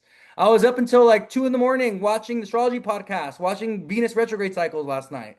And I'm like, Louie, you got to go to bed, bro. You're like 2.5 hours into this podcast. I watched like over the last 3 days, I watched like 6 or 7 hours longs of podcasts pertaining to astrology. I don't know when to stop. I'm sorry. But yeah. So anyways, with Uranus squaring the nodes, it's a moment of liberation and freedom for immutable signs. But let me tell you something. Because of what we already experienced with the new moon, with the full moon in Sag, I was squaring the nodes, and because of the outcomes I saw with that, and because Uranus is squaring the nodes, and Uranus, I do believe, will be moving to 3 degrees to square the nodes. Let me see. Hold on. If he does move to 3 degrees in the next 2 weeks, maybe he doesn't. Because of this, I want to let you know there is an L. Oh, yeah, he does. Yeah, I'm looking. June 21st, he's at 3 degrees. Okay.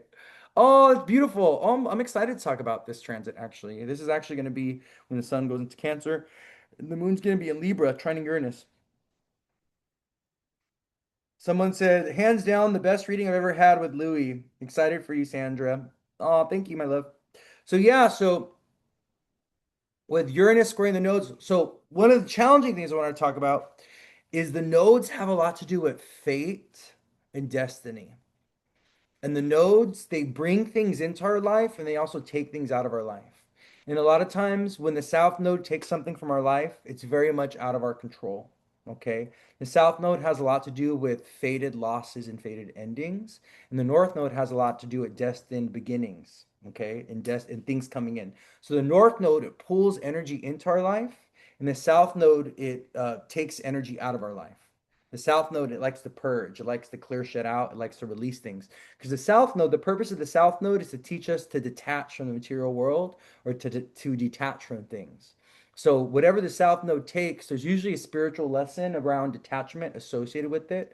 When we are going through a nodal transit, when the eclipses are hitting us and something leaves or exits our life, and it's connected to the South Node in transit some type of way, there's usually a spiritual lesson that we have to learn associated with detachment. Okay, and it also helps us clear out past life karma. So another thing is things that exit or leave usually during eclipses or when the nodes are hitting us by transit, especially the south node.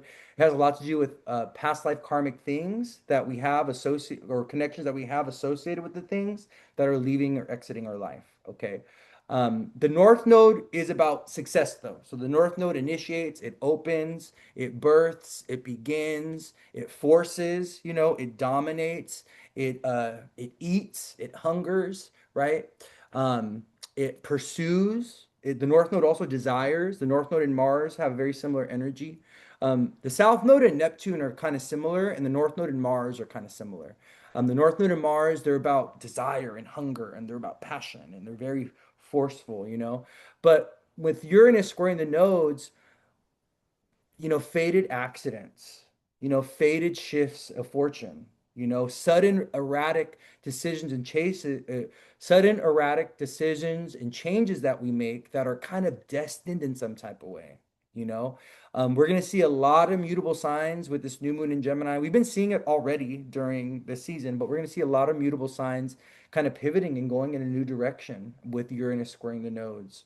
And a lot of it's going to be, about them being independent or breaking free in some type of way. So, the nodes in Pisces and Virgo, wrapping up in Pisces and Virgo, squaring Uranus, is going to kind of have a lot of mutable signs, especially, but maybe a lot of people just in general, kind of rebelling against the life that they've had and being like, "Ugh, I don't want to do this no more. I don't want to do that no more. I don't want to talk to this person no more. I don't want to date this person anymore. I don't want to work here no more." There's going to be a lot of that energy of people kind of just like refusing to do the things that they've been doing and they just want to radically pivot. They want to radically change. And so, anticipate people making these sudden random decisions to be like, okay, I'm leaving my job. I'm quitting today. Fuck it, I don't care. Oh, I'm moving.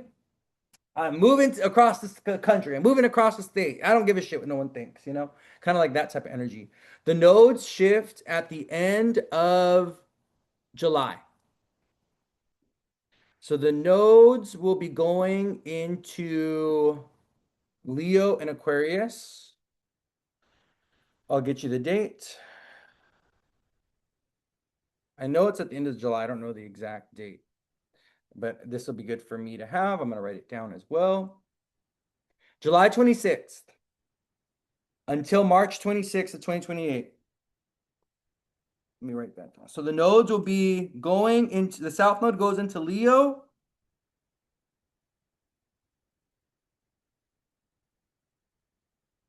The south node goes into Leo and the north node goes into Aquarius on July 26th.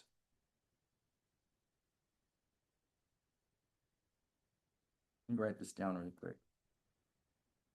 July 26th. Not my pen dying on me until March 26th. There it goes. 26th of 2028. Okay, there we go. So once the nodes go into Leo and Aquarius, guess what? Fixed signs, the eclipses, the fate, the energy of fate and the fates. The gods of fate, Fortuna is looking at you. Okay. The eclipses are going to be going into Leo and Aquarius, and Leo and Aquarius are going to be the stars of the show when it comes to the eclipses that are going to be happening in Leo and Aquarius for the next couple years. Okay. So all throughout 2027 until early 2028, we are going to be having our eclipses in Leo and Aquarius, and we have our grand finale, Pisces lunar eclipse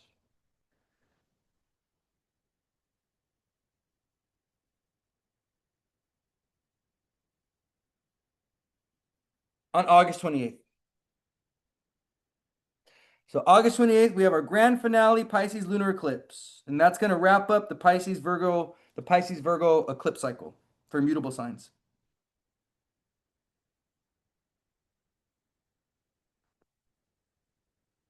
Okay? So, what I do want to say about this new moon, all right? Because it's Uranus is squaring the nodes. And we have Mercury in Cancer, slowing down to go retrograde and just Mars in the 12th house, okay? Yeah, August 28th of this year. Yeah.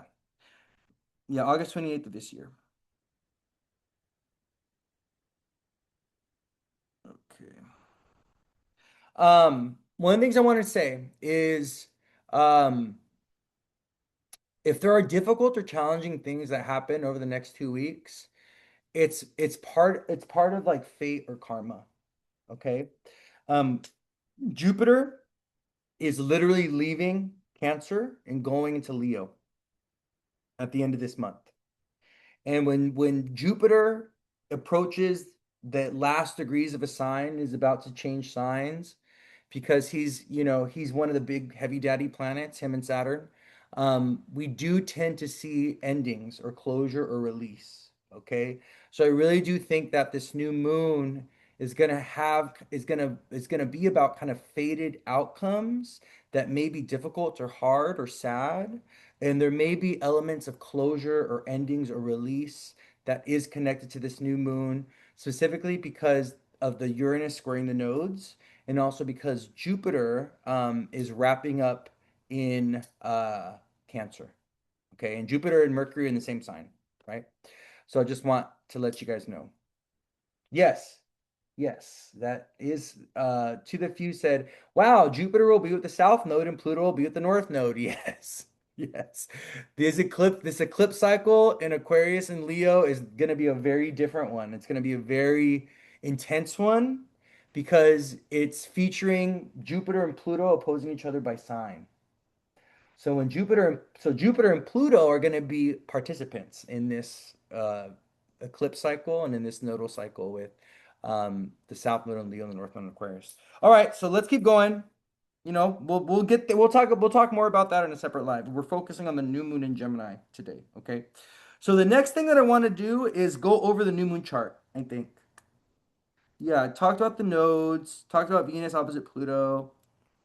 Let me see if there's anything else that I wanted to cover with the new moon, if there are any other aspects. Okay, there is a few other aspects. Mercury's 5 degrees of separation from Saturn, but I know that the Mercury Saturn square has been causing a lot of like cancellation, setbacks, and delays. It's been causing a lot of struggle. I actually do think the Mercury Saturn square is also why there's been a lot of travel delays and why I think that square has also been interfering with the FIFA Cup and certain players being banned or restricted or even certain referees because referees are ruled by Saturn. They're rule makers, right? Referees are rule makers.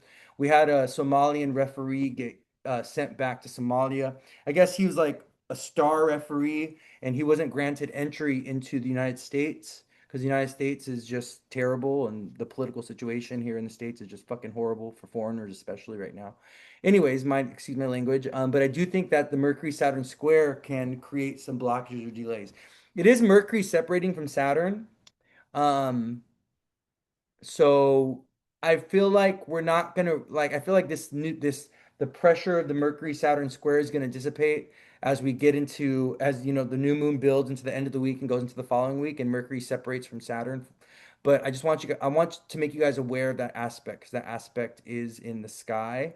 The other thing that's really stimulating is Mars is sextiling Mercury, you know? So we have Mercury at 18 degrees Cancer for the new moon, and that's a Virgo degree. And then we have Mars at a Scorpio degree at 20 for the new moon, and they're actually in a sextile. So when Mercury and Mars are in a sextile, there could be a lot of mental stimulation. We can also feel like we want to write, we want to speak. We can feel a little bit more um, passionate about our ideas and our communication. Because Mars is in the 11th house away from Mercury as well. This is a really good aspect to kind of initiate connection or conversation with people that is hard or difficult. So let's say, you have to like have a hard conversation with someone, you have to confront somebody about something. The Mercury Mars sextile on top of the new moon in Gemini will help with kind of like working through that conflict and maybe even, getting a good outcome and stuff. But Mercury sextile Mars, Mars is still inflames Mercury a little bit, so that can still be about irritation or heat, inflammation with the nervous system or with the wrists or even with the throat, Mars in Taurus has been giving people ENT issues, so ear, nose, throat issues, dry throat, Mars in Taurus, I had canker sores. It was crazy. I was dealing with canker sores a few weeks ago. Oh my God, it was crazy. Mars and Taurus was just doing a number to me in my mouth. I swear to God, I ended up having the toothache and all that crazy stuff that happened last week. That was like Saturn Mars, but Mars also in Taurus is kind of messing with me. So, the conversation that Mars and Taurus is having with Mercury and Cancer can also be about stomach irritation, or could be about eating excessive hot or spicy foods, or it can also be about issues with the ear, nose, and throat, inflammation in those areas. Yeah, just be mindful with food. No overeating, no excessive eating with this new moon in Gemini. We do have Mercury and Jupiter in the second house away from the new moon. When I get to the chart right now, I'm going to talk about like kind of like general, like kind of like very specific themes with the new moon and things to look out for and things to not look out for, okay? They took away the wave to fellow followers in the chat. Really? That's so weird. Why did they do that? I wonder. I wonder what's in the Wonder Ball. Oh Lordy, the Gemini jingles. My ADD-ness is so bad right now. Oh my! I swear, whenever the moon goes into Gemini, my ADD is on like 10, bro. I wonder what's it like. Why did that? Oh, what is that? Wonder what's in the Wonder Ball. What is that? Is that a candy or something? What is that? 2000 from the year 2000.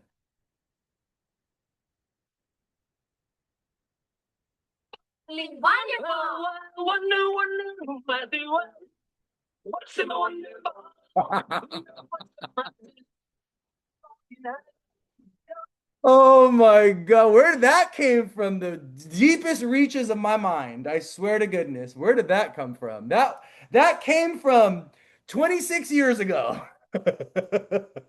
That was I was 12 years old. I was 12 years old when that happened. That is crazy. The Wonder Ball was a chocolate ball that had like a surprise inside. So it was an old candy that they might even still do it. Let's see if the Wonder Ball is still a thing. But what they would do is it was like a chocolate ball that was usually like orange flavored. Um, and they would have a prize inside of it, a toy inside of it. Yeah. Oh, I think it launched by Nestle in the 1990s. Oh, it's been rebranded. Yeah. All right, let's talk about the new moon. Sorry, guys. Let's talk about the new moon in Gemini chart, okay? So the way I'm going to be looking at this chart is I'm putting the new moon on the rising, and I'm deriving houses from the new moon. If you guys can understand what I'm doing, okay? I like to invite my peoples into my process. You know what I mean? So what I'm going to be doing is kind of deriving houses from the new moon. So what I'm doing is I'm putting Gemini on the rising and putting the new moon on the rising, and I'm reading the chart from that. And I'm getting the first, second, third house from, the moon in the first house pretty much. So that's kind of how I read the new moon chart, okay? So we have Venus in the third from the new moon. So Venus in the third is going to be really good for communication and social connection. Aunts, uncles, and siblings, hanging out with female cousins, hanging out with our aunts, visiting our grandma, stuff like this is going to be a big theme for the new moon. We love Venus in the third because this is really good for learning, education, students. This is also good for local travel. The Venus in the third could be about visiting museums or visiting art or visiting places of beauty, parks, recreational areas. Also, big parties or celebrations. Venus and Leo in the third. Venus rules the fifth. The fifth is in Libra from the new moon. Libra, this is why Gemini is such a social sign, but sometimes when it comes to one-on-one relationships, they can get a little bored. It's because they have Libra in the fifth house of love and romance and partying, right?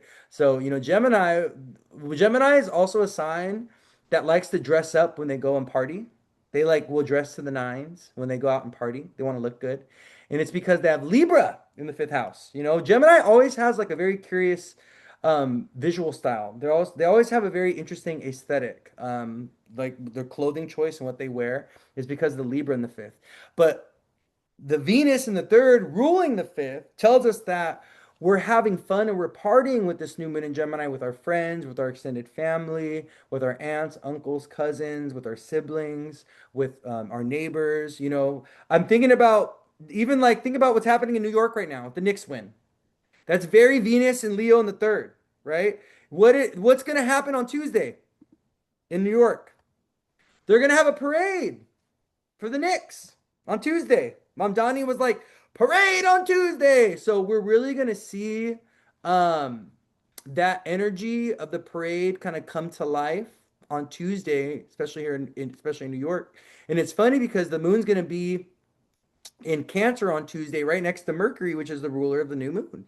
So, oh, it's Thursday? Is it Thursday?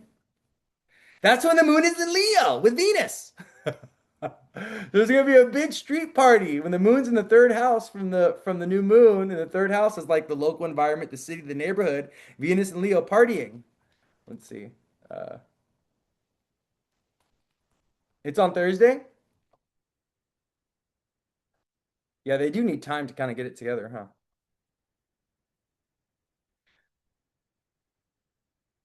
Oh yeah, it's gonna,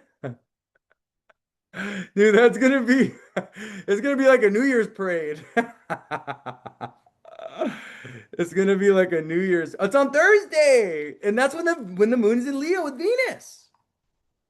So I'm looking at Thursday, and the moon wraps up in Cancer, and on Thursday, the moon goes into the third house from the new moon, and it's in Leo with Venus. That's gonna be a very fun, wild, crazy um, parade. The reason why there was destruction last night with the celebration, and the reason why there's been celebrations where there's also been destruction, like people, blowing cars up and people overturning buses and things like this, is because Venus is opposite Pluto and Aquarius. So when Venus is in the third house opposite Pluto and Aquarius in the ninth, community gatherings or even moments of celebration can intensify to the point of destruction where all of a sudden they're burning down things, they're destroying things. Because Pluto, he's the great destroyer, right? And Pluto loves to destroy things. That's one of his favorite things to do. Yeah, Pluto he loves blowing things up. Pluto loves, when you see the little kid that loves killing things and you're like, oh my God, what is wrong with that child? Like, why is he killing things? Like, that's Pluto. That's Pluto going to work. Pluto, Pluto's got some weird desires, and Pluto can really mess up someone's desire nature. He can make our desires really dark and really morbid. And also, Pluto can make people fascinated with death and with dying and with organs and stuff. And so you'll see, Pluto it can be very prominent in the charts of surgeons and people that kind of like are dealing with blood and guts or dealing with death all day in some type of way, like dead bodies and stuff. Pluto people or Pluto doesn't get phased by death at all. He's like, oh, look at that. It's a dead bird. Oh, look at that. It's a dead body. Like Pluto people, yeah, Sid from Toy Story is Pluto. Yes, that's Pluto right there. That's Pluto and Leo, okay? Leo children, Pluto, like wanting to kill or destroy things, the great destroyer. Pluto, Sid was from the Pluto and Leo generation for sure. But but yeah, with Pluto opposite Venus, there can be destructive celebrations and stuff like this, or there could be moments of kind of like chaos and stuff. So that's something we just want to be mindful of, especially if you're in New York and you're going to be going to the Knicks parade on Thursday. Just be mindful of the Venus. The Venus Pluto opposition actually goes exact on Wednesday to Thursday. So, so Venus, she's at 4 degrees Wednesday, and then by Thursday, she hits that opposition exactly. And it's at 5 degrees, which is a Leo degree. So Venus is gonna be in Leo at a Leo degree, opposite Pluto, who's also at 5 degrees, which is a Leo degree. This could also, we may also see some with the Venus opposite Pluto. This can also be about leaders and people rebelling against leaders, specifically female leaders or Venusian type of leaders. So, this could be, yeah, I'm kind of getting like politicians or female politicians that can be dealing with some tension or pressure, or they can be dealing with like resistance. There could be attacks against women. So I'm gonna be honest with you, Venus opposite Pluto can really be about attacks against women or women going through really traumatic things, okay? Especially women that are in the limelight. We may see some kind of drama, we may see some kind of gossip story, we may see some kind of public media attack on women or on females or even on just in general on politicians with the Venus Pluto opposition. I want you guys to pay attention to this. As it builds on Thursday, I want you to pay attention to what's happening in the media around women. Venus opposite Pluto, especially because it's in the third, opposite the ninth. Um, what I will say is, if you are a woman and you're going to be out on the streets partying and celebrating and stuff, just be very careful, protect yourself with the Venus opposite Pluto, okay? Because that can be, Pluto does not respect Venus's boundaries. And if we think about the archetype of Pluto and Venus, which is Hades, one of the archetypes, which is Hades and Persephone, um, Hades did not respect the fact that Persephone didn't really want him because she didn't want to have to like die to be with him, right? So Hades, he took advantage of her. He, gave her a pomegranate that was poisoned and he killed her so that she could be with him, right? And so, Venus opposite Pluto has a lot to do with men that are obsessed, men that are stalkers, men that betray a woman's boundaries, and men that can sometimes want to own or possess a woman. Venus opposite Pluto, I've seen this when women have this in the chart, if they have Venus Pluto aspects, they've dealt with stalkers. They've dealt with men that literally get obsessed with them. They don't want to leave them alone. Okay. They'll go and find them, like I'm looking for like I've had clients, I've had female clients that have this in their chart, and there's been women that have literally had to move to a different state or move to the other side of the country to get away from a man who was so obsessed with her and where the relationship was just so toxic and he was just like being driven mad, and she had Venus Pluto in aspect to each other. I don't know if it was a conjunction or an opposition, but I know it was one of the two.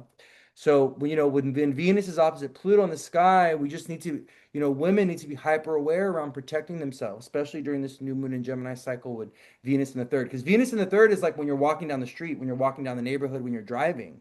You can deal with a weird situation, especially when this aspect goes exact on Wednesday building into Thursday, and then the moon's going to be with Venus too on Wednesday. So on Wednesday going to Thursday, the moon is also going to oppose Pluto with Venus. We're going to talk about this tomorrow, but I'm going to talk about this again. But I just want you guys to be mindful of this Venus Moon conjunction opposite Pluto, which peaks on Thursday, which peaks Wednesday night going to Thursday. Okay. Because that's Venus in the third. But all in all, Venus in the third is really good for education, for schooling, for teaching. It's also really good for communication and also resolving problems through, resolving problems like communication issue problems or talking through things. It's really good for that. Okay. Um, The other thing I noticed is Saturn in the 11th house. And to me, this is giving me fallouts with friends. So we have Saturn in Aries in the 11th house in the new moon chart. And to me, this is giving me friends that don't really have our best interest in mind, or friends that we kind of disagree with, or friends that we may have some kind of competitive thing with them. Like maybe they're for the Spurs and we're for the Knicks. Maybe they're for one soccer team and we're going for another soccer team, right? So the Saturn and Aries and 11th kind of does bring a little bit of tension and competition when it comes to the realm of like strangers and friends. One of the things I will say is be mindful of triggering people that are elderly or older than you. With Saturn in the 11th house, Saturn in the 11th in Aries can be about arguments or fights or fallouts with friends or strangers that are older, okay? Saturn type of people. These are people that, these are the boomers. Saturn in 11th in Aries, these are the people that are like, you guys shouldn't be out partying until 9 o'clock. I'm gonna call the cops on you. These are the people that are kind of like, oh, these liberals and these blah, blah, blah. That's gonna be the Saturn, Aries, and the 11th people. So just be very mindful of engaging with people like this, okay? Because that's how it can show up. This can also bring challenges with elder siblings or the eldest sibling. So if you are an eldest sibling, just be aware of Saturn in the 11th. There could be hardship or difficulty that you go through if you're the eldest, or there could be like challenges, during this new moon cycle where you have to take on responsibility, you have to push up against things, or you have to do some kind of task, some kind of obligation falls on your shoulders, something like this. Okay. So that's one thing. The other thing that I found kind of very difficult and that I think is kind of hard about this new moon is Mars in the 12th house to the new moon. I don't like that. I'm gonna be honest with you guys. I don't like Mars in the 12th in Taurus.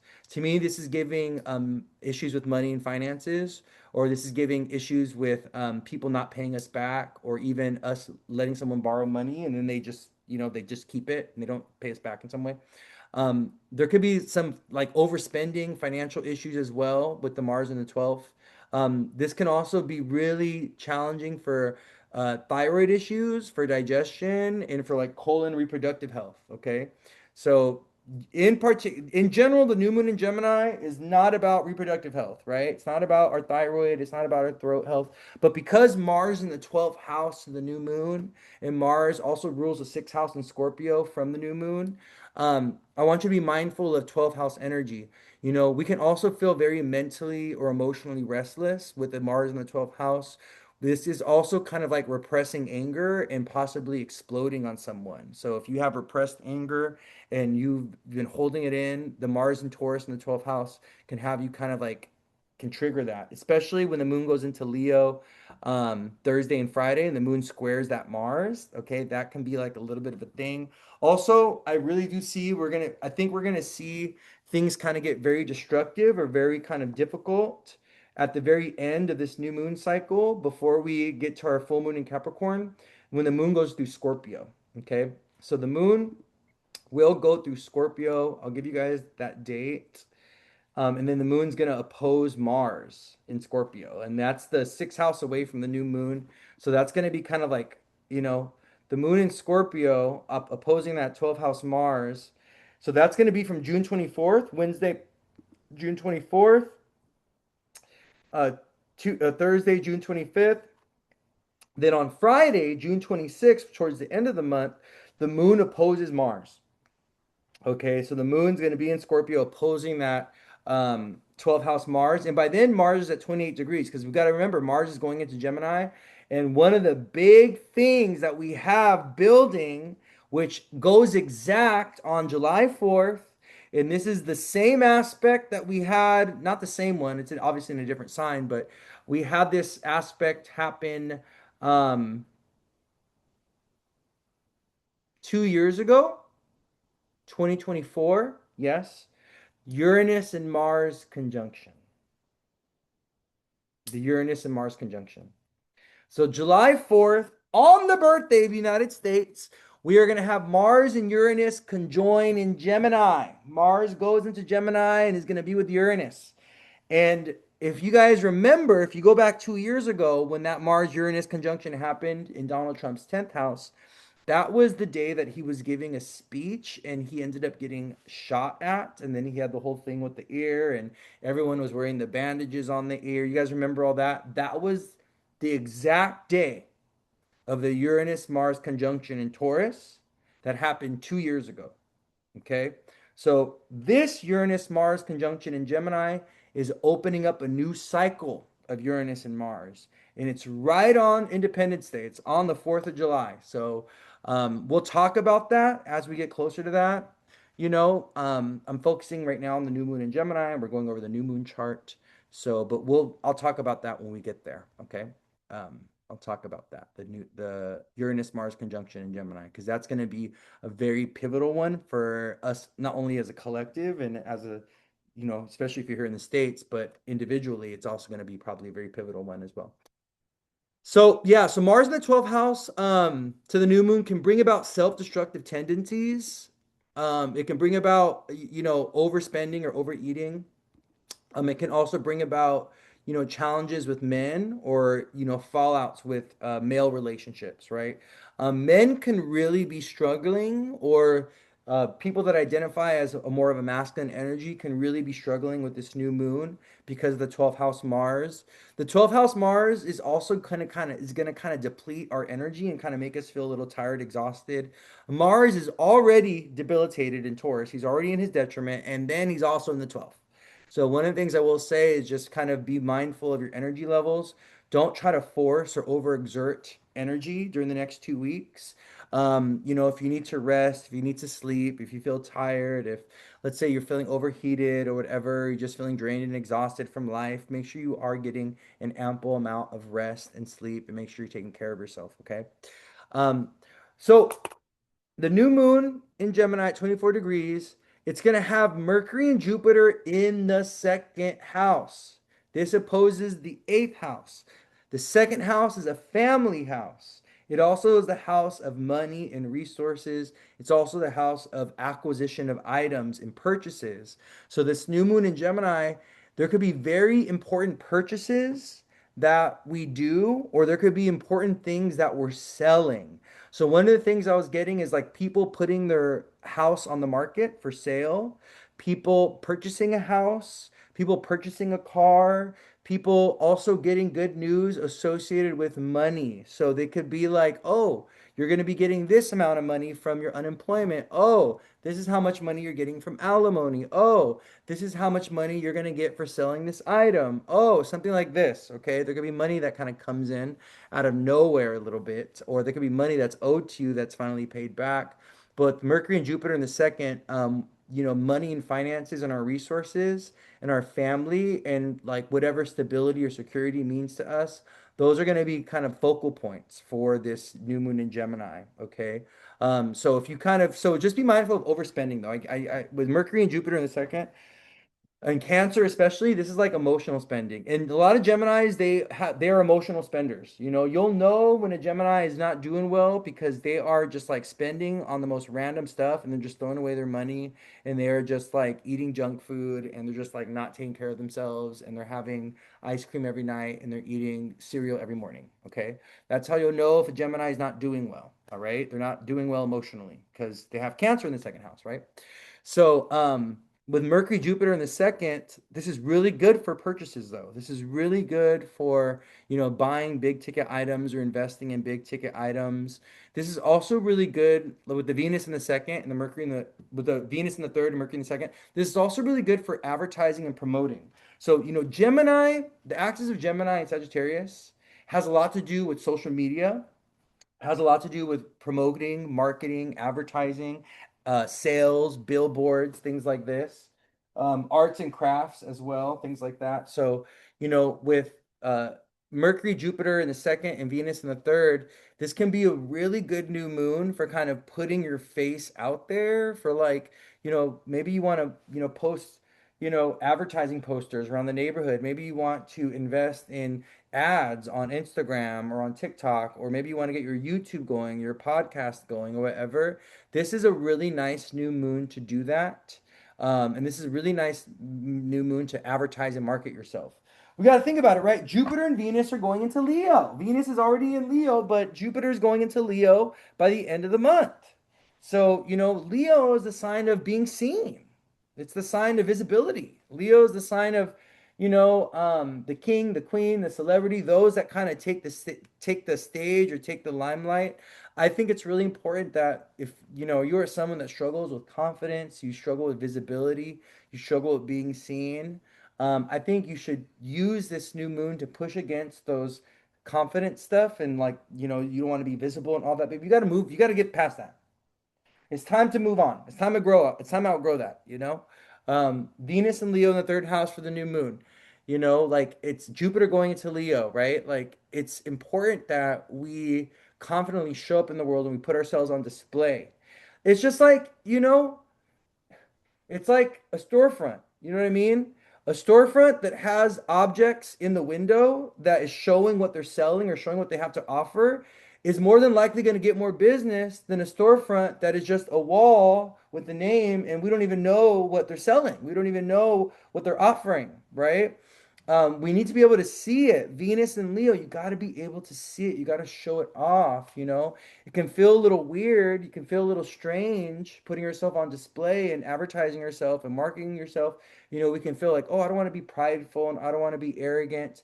But you have to have a certain level of pride around your work, around your craft, around your vision, around your wisdom and information. You have to have a certain level of pride and confidence to be able to show it, to be able to put it on display, and to be also kind of resistant to the criticisms or judgments of others. It's very, very important, right? And I think this is a beautiful new moon for people to kind of step into the light in some type of way, to put themselves on display, right? To go stand in the window, baby, and just like look good and see what people want to buy. You know what I mean? That's why you see, like, I'm not weird about promoting and advertising and marketing myself.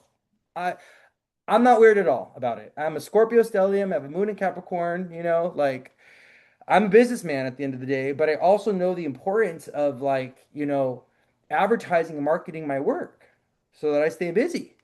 You know what I mean? I know the importance of, that's why you guys always see me put, I get a lot of, I get a lot of reviews or people will just send me texts and be like, oh my God, wow, it's such a cool reading. I share all my reviews with the world, with everybody. Because why? I earned that. I worked for that, right? The reason why I'm getting these reviews, these positive reviews, and these outstanding accolades from my clients is because I've put in the work and the time and energy to master a craft. I'm passionate about it. I have a natural talent for it. And I deserve the recognition. We all deserve the recognition for our skills, for our talents, for our creativity. And it's important that we allow people to celebrate us. The only way you're going to be celebrated is if you put yourself on stage, if you kind of perform a little bit. Pluto and Aquarius has us very resistant to celebrity culture right now. And Pluto and Aquarius has us very kind of rebelling against Leo energy. We're like, fuck the king and fuck Donald Trump and fuck celebrities and fuck the hierarchy and fuck the man and fuck my manager, right? Like all this Leo energy, we're like, ugh, we don't want it. We don't like it because Pluto is opposing Leo by sign. And so, Leo energy is having to go through an evolution, and Leo energy is having to understand that, wait a minute, there are other people in the room, right? Hello, Mr. King. Hello, Mr. Queen. Hello, Mr. Billionaire, trillionaire. Wait a minute. What about the rest of us? What about the rest of society? What about your subjects, right? So, but just because that's happening doesn't mean that we can't embody and take on the Leo energy for ourselves. Leo energy is trying to evolve in a very democratic way right now. And we're seeing it beautifully happen because why? Anybody can be famous right now. All you need is one video on social media to go viral, and all of a sudden you are a celebrity overnight. Overnight celebrity. What song is that? Overnight celebrity. Is that Twista? Oh, me, you. Overnight celebrity. You know, you can become an overnight celebrity so quickly nowadays on through social media, right? So there's kind of like a democratic thing that a democratic evolution that's happening with celebrity culture. You know, it's so funny because we're seeing um a lot of people that are stepping into the role of celebrity or that are being embraced like by celebrity whatever or kind of they're getting their origins like the new celebrities are finding their origins on social media you know? So I just want you guys to think about that with the Venus and Leo in the third and for this new moon in Gemini, But yeah, with the second house activation, I will say money and resources are going to be on top of our mind over the next 2 weeks.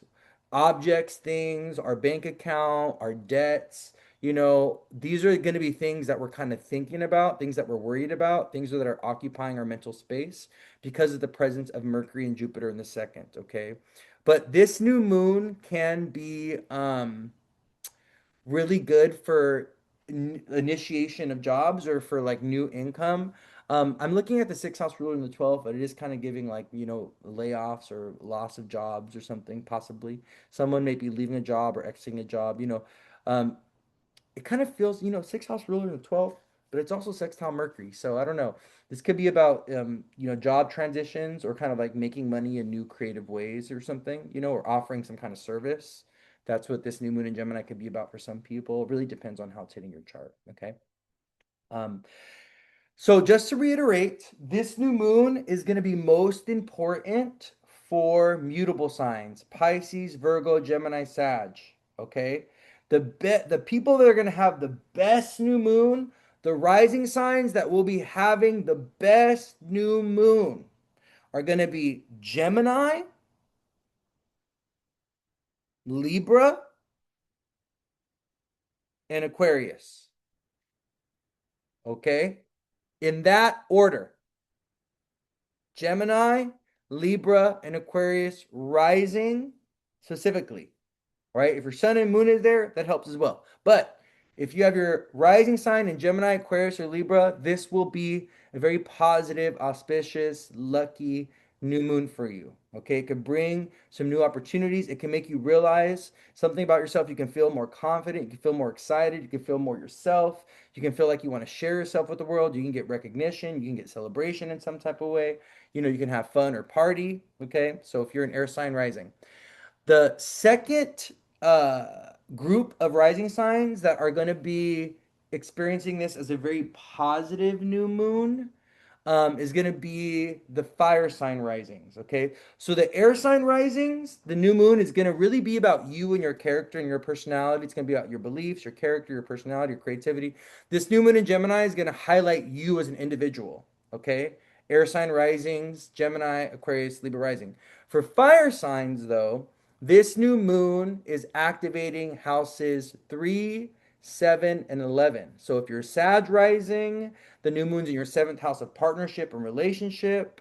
If you are an Aries rising, this new moon is in your third house of communication and communities and friends and aunts and uncles and siblings and extended family and like learning. And then if you are a Leo rising, this new moon is in your 11th house of goals and dreams and also friends and strangers and ambitions and kind of like the collective and the community and stuff like this. The 11th house is also a very lucky house in comparison to the third and the seventh. The 11th house is probably the luckiest. It has a lot to do with income that we're getting from various places. But these are the social houses. These are the houses that have us communicate, that have us interact, that have us partner with others, that have us hang out with our friends.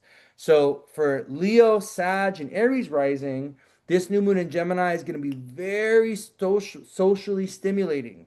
It's going to have you wanting to talk, wanting to hang out with your friends, wanting to party, wanting to have fun, wanting to communicate. Okay. Um, yeah. All right. So that's going to be for you.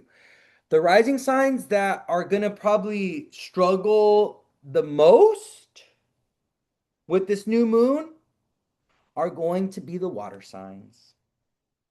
Pisces, Pisces, Scorpio, Cancer rising. This new moon is happening in the houses of struggle and hardship. in the houses of loss and endings.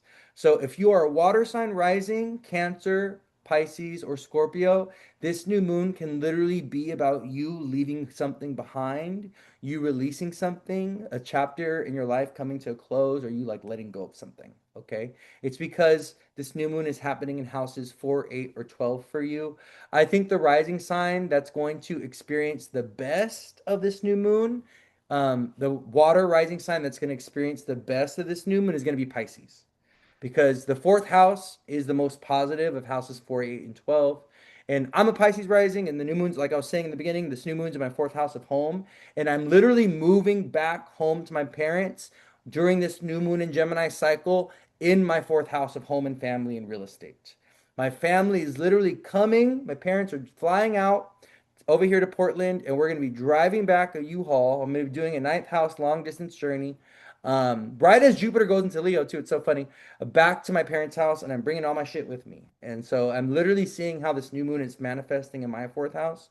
But yeah, if you are a Cancer, Pisces, or Scorpio rising, just keep in mind that houses 4, 8, and 12 will be active. You may feel very tired or very exhausted during this new moon cycle. You may feel restless, like you can't get no sleep.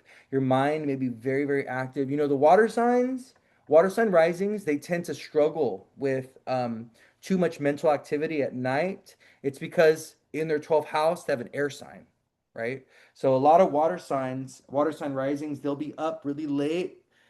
Their mind is just, because they have an air sign ruling houses, ruling their 12th house. So, so Pisces rising has Aquarius in the 12th, Cancer rising has Gemini in the 12th, and Scorpio rising has Libra in the 12th, right? So just keep that in mind, okay? Um, the rising signs that are going to experience this um, new moon in a way that's not as difficult as the water sign risings, but not as positive or auspicious as the fire sign and the air sign risings, is water sign risings. The new moon's going to be at a Pisces degree. It's at 24 degrees. Okay. So it's a degree of closure and loss and things like this. Yeah. But earth sign risings, Virgo, Taurus, Capricorn. This new moon in Gemini is going to be about your money. It's going to be about your health. It's going to be about your routine, your jobs, your career, your boss, leadership positions, upward mobility, your bank accounts, making sure that you're saving, rebalancing your checkbook, settling your debts, whatever it is that you got to do, my earth sign risings. Earth signs in general, Capricorn, Taurus, and Virgo, they are about their money. If there are a pair of rising signs, if there are a group of signs that are really about their money, it is Virgo, Taurus, and Capricorn. These are signs that they love money, they love the material world, they really focus their life, or their life tends to be kind of really focused on building material success in some type of way. Okay. So because houses 2, 6, and 10 are activated for you guys, for the earth signs. This new moon in Gemini can literally be about a new job, could be about a new leadership position, it could be about, new income source, it can be about needing to settle your debts, it can be about a promotion, it can be about changes with your habits, your routines. Maybe you want to let go of a habit and you want to pick up a new one. Maybe you want healthier habits, maybe you want to let go of smoking and you want to pick up, going to the gym or something like this. This is a really good new moon to shift the foundations of your life, the routines of your life, the day-to-day of your life. Earth sign risings, Virgo, Taurus, and Capricorn. If you are Taurus rising, this new moon in Gemini is literally happening in your second house of money and resources. Okay. If you are a Virgo rising, this new moon is happening in your 10th house of career and your public image and public reputation. And this is the house of leadership and bosses. There's also this is a house of accolade and celebration as well. The 10th house has a lot to do with being recognized or being seen on a big level, on a big stage, or like a moment of public success or a moment of public acknowledgement. I think of 10th house experiences, like, that couple, not couple, but they're actually not a couple, they're both married. But you know how that thing happened last year with the CEO and his like assistant or whatever, and they were caught at a Coldplay concert. Like all of a sudden, the limelight shone down, like spotted them, and then they ducked and they hid. That's a 10th house experience. That is a 10th house experience. If you're at a concert and you get pulled on stage by the performer, that's a 10th house experience. These are all 10th house experiences. When you are all of a sudden thrust into the limelight, you're thrust on stage, when everyone has eyes on you, that's a 10th house experience. So Virgo risings, just be mindful that, the new moon in your 10th house can bring an experience like that, where all of a sudden you're on stage, you're being recognized, you're being celebrated, you're being seen. And sometimes you get exposed, or you get put on stage in a way that you don't want to be, right? And it's just like something that happens. That's 10th house. People have a strong 10th house, or people have a strong first house. They can't help but get noticed and seen when they are in a group, or when they're in a concert, or when they're like out and about in the world. You'll see this when people have a prominent first house, a lot of planets around around the rising or the ascendant. People have a prominent 10th house, a lot of planets around the MC. They'll get picked out of a crowd, they'll get chosen, they'll get noticed very, very easily. And then Capricorn rising, this new moon's happening in your sixth house of jobs. So Capricorn has Gemini in the sixth house. And so this can literally be about health struggles. So Capricorn, this new moon can be about health struggles. It could be about if you didn't get your routines together. It could be about, issues with coworkers, or you want to get a different job or something. So just keep that in mind. Capricorn rising, the sixth house activation with the new moon could be a little hard, a little difficult. I don't know. I think Capricorns are, the Mercury in the seventh house and Jupiter in the seventh. I think this is a really good transit for business and for money making and for deals. Like I think Capricorn rising could be closing some very important yeah, rising could be closing some really important deals, or they can be getting married. There could be like a celebration or something really cool, a business partnership forming or something.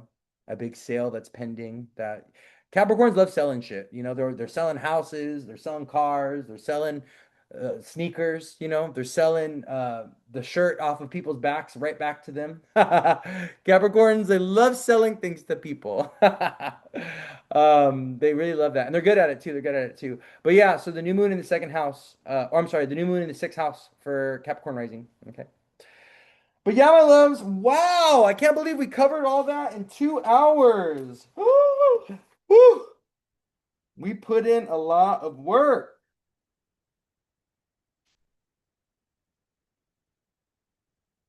How are we feeling? Did you guys enjoy that? Anybody learn anything new today in going over the new moon? I'm gonna go ahead and post it I'm gonna post it on my page, and I'm also gonna go ahead and put it on YouTube. I'm gonna try to get it on YouTube before this evening. So, any questions? Anybody have any questions? Any things they want to talk about? Any questions that pertain to the new moon that they want to ask? Um, maybe I'll be here for another like 5 minutes or so. If there's anything else that people wanted to say, or anything that people wanted to ask about. I covered a lot. I covered a lot. We went over a lot today. Did you guys like the structure? Did you guys like I had my notes and I was a little bit more organized and stuff. Did you guys like that? Also, if you're not following me on Threads, go follow me on Threads, okay? Even if you don't use Threads, just create a profile so you can follow me. I'm trying to get to 10K followers on there. I gave myself until September, until the beginning of September.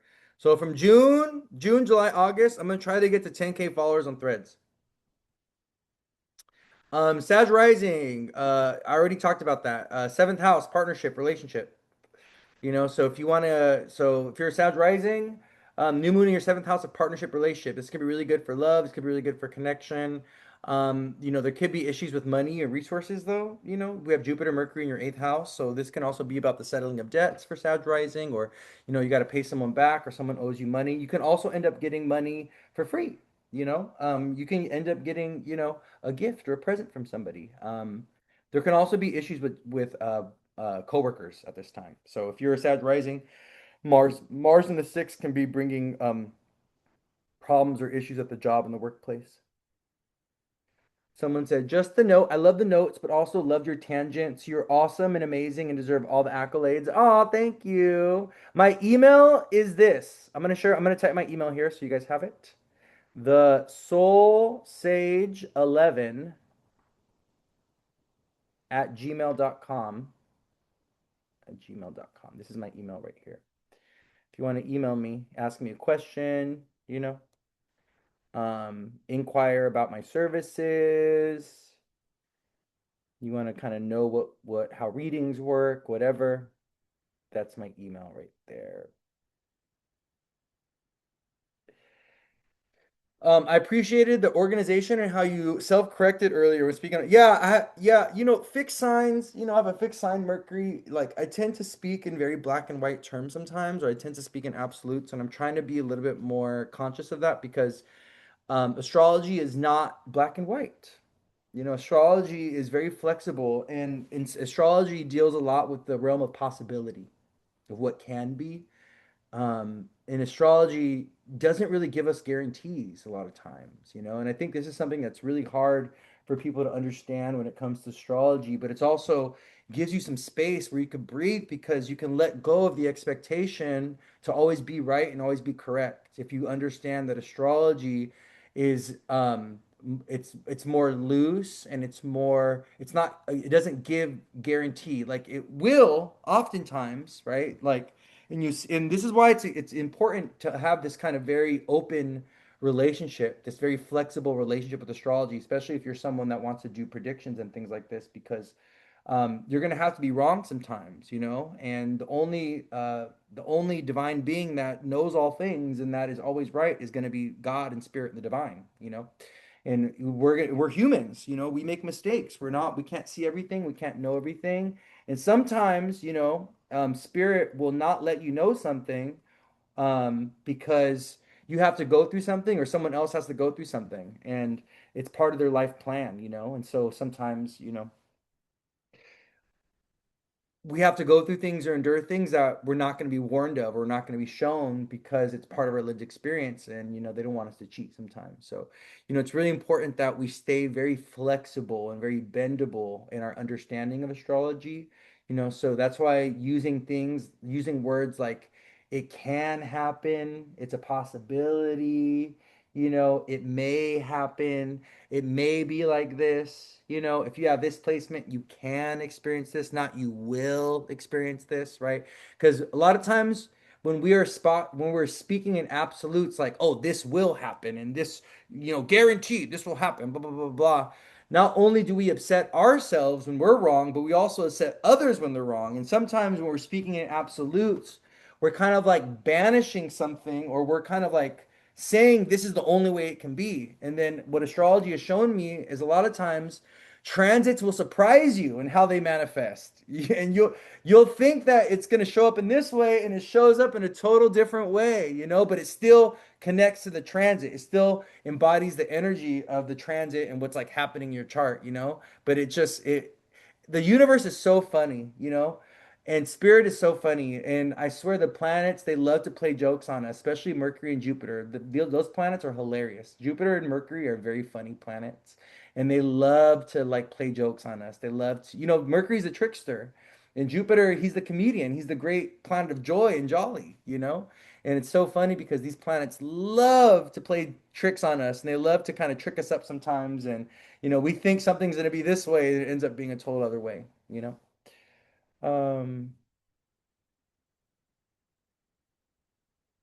I learned to have a narcissistic North Node in Western and a sex fiend in Vedic. Not mad about it either. That's funny. Uh, I just love my money and money loves me. Signed a Capricorn. That is so funny. Yeah, follow me on Threads, okay? All right, my loves. Well, if that's it, then I love you guys. You guys have a beautiful, blessed day. It's so nice outside. If it's beautiful and warm where you're at, go outside and get some sun. It's a beautiful new moon. Sit down with yourself, set some intentions. Mercury's in Cancer, listen to music, reflect on the past. This new moon is gonna have us very reflective. We're going to be thinking about the past. We're going to be reminiscing about our family, reminiscing about childhood memories. And don't be surprised if this new moon brings up old music, old movies that you loved in childhood. You may find toys, you may be given something or gifted something from the past. Someone's like, "Oh my God, look at I have your baby picture. Oh my God, look what I found when I was rummaging through this thing. I found your bib from when you were 4. Oh my God, look at this. I found your favorite teddy bear from when you were 2. Um, we can have experiences like this during the new moon, especially as we get into the full moon in Capricorn and Mercury goes retrograde in Cancer. Those experiences and things like that can increase. But we're definitely going to be feeling very nostalgic during this new moon cycle. We're going to be feeling very pensive, very reflective, very sensitive. We're going to be thinking about our relationship with our parents and our mothers and our fathers and those that we really love and our kids and those that we really care for. Venus is in Leo, the sign of children. Mercury and Jupiter are in Cancer, the sign of family and the mother. Leo is also the sign of the father. And then the new moon's in Gemini, which is the sign of siblings. So we got Gemini, Cancer, Leo all activated, and Taurus. And it's like all the planets are in Aries, Taurus, Gemini, Cancer, and Leo. And these houses, 1 through 5, these are all the lower half of the chart. These are the family houses. These are the houses of our childhood. These are the houses of our upbringing. These are the houses of the past. These are the signs of the past in our upbringing, right? In the beginnings of life. So I just want you guys to think about that with this new moon in Gemini, ruled by Mercury in Cancer, with Venus in Leo. I want you guys to think about, like, the past and your family and your friends of the past and things like this. There's a little bit of romanticism, I think, as well with this new moon. I think this new moon can be very romantic in some type of way as well, with the Venus in Leo and Mercury in Cancer, stuff like that. So all right, beautiful people, I love you so much. Have a beautiful, blessed day. You guys take care of yourselves. Be well. Oh, I'm kind of feeling like a nap actually because I was up really late last night on Threads, just posting random stuff, just getting downloads, man. The new moon in Gemini, the moon in Gemini has been giving me like downloads. It's just like my mind has just been like firing. It's crazy. I've just been getting all these ideas of things to post and stuff like that, and my fingers can't catch up with the downloads I'm getting of information that I want to share with you guys. But yeah, new moon in Gemini, beautiful time to get active on social media. Get to posting, get to talking, get to sharing, get to communicating, get to teaching, get to learning. All Gemini things. Pick up that book, read that book. I'm reading 3 books right now. That's how I'm reading 3 books right now. That's how ADD I am.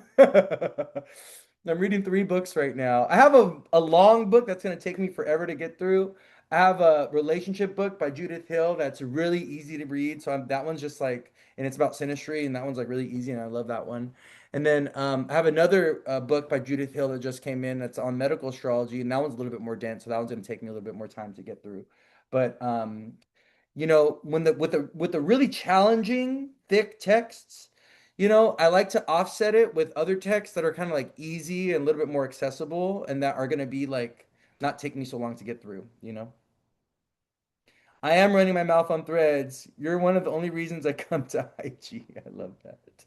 Yeah, reading is fun. Reading is fun. Get to reading. Pick up your favorite book.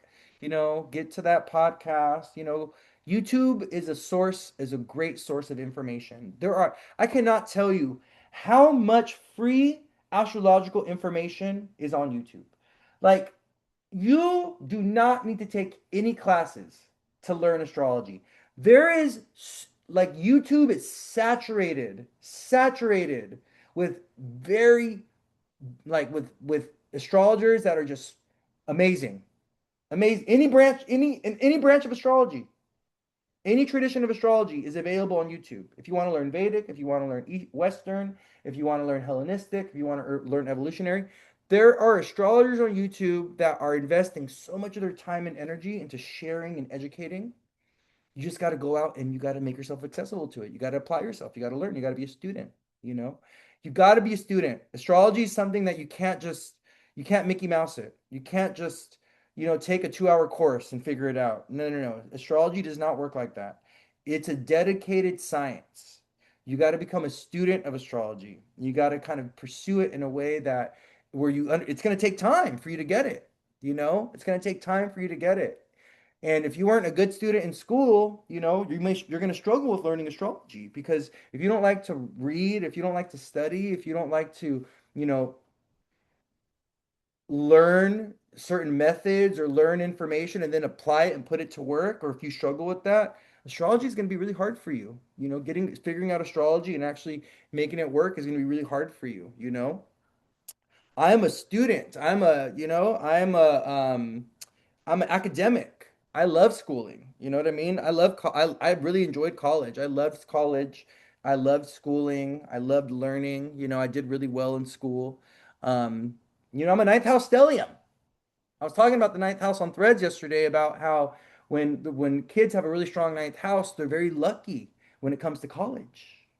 And the stronger the ninth house is, the more likely that they're going to get selected to go to a good school, or even if they're applying for like Ivy League schools and stuff like that. If the ninth house is really, really strong, they're more than likely going to get chosen, you know, out of luck, out of sheer luck. The ninth house works that way, you know.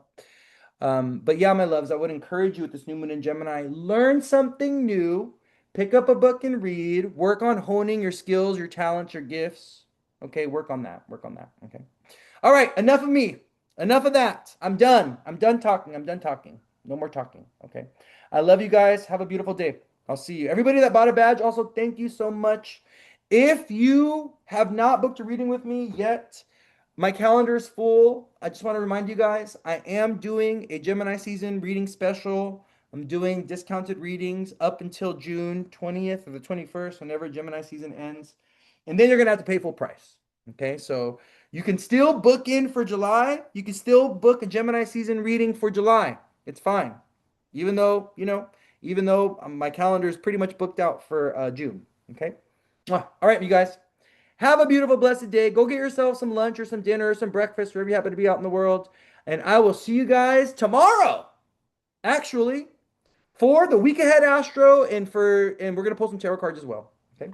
All right. Let me skedaddle. Let me get on out of here. Let me get on out of here. Let me skedaddle. Okay, bye.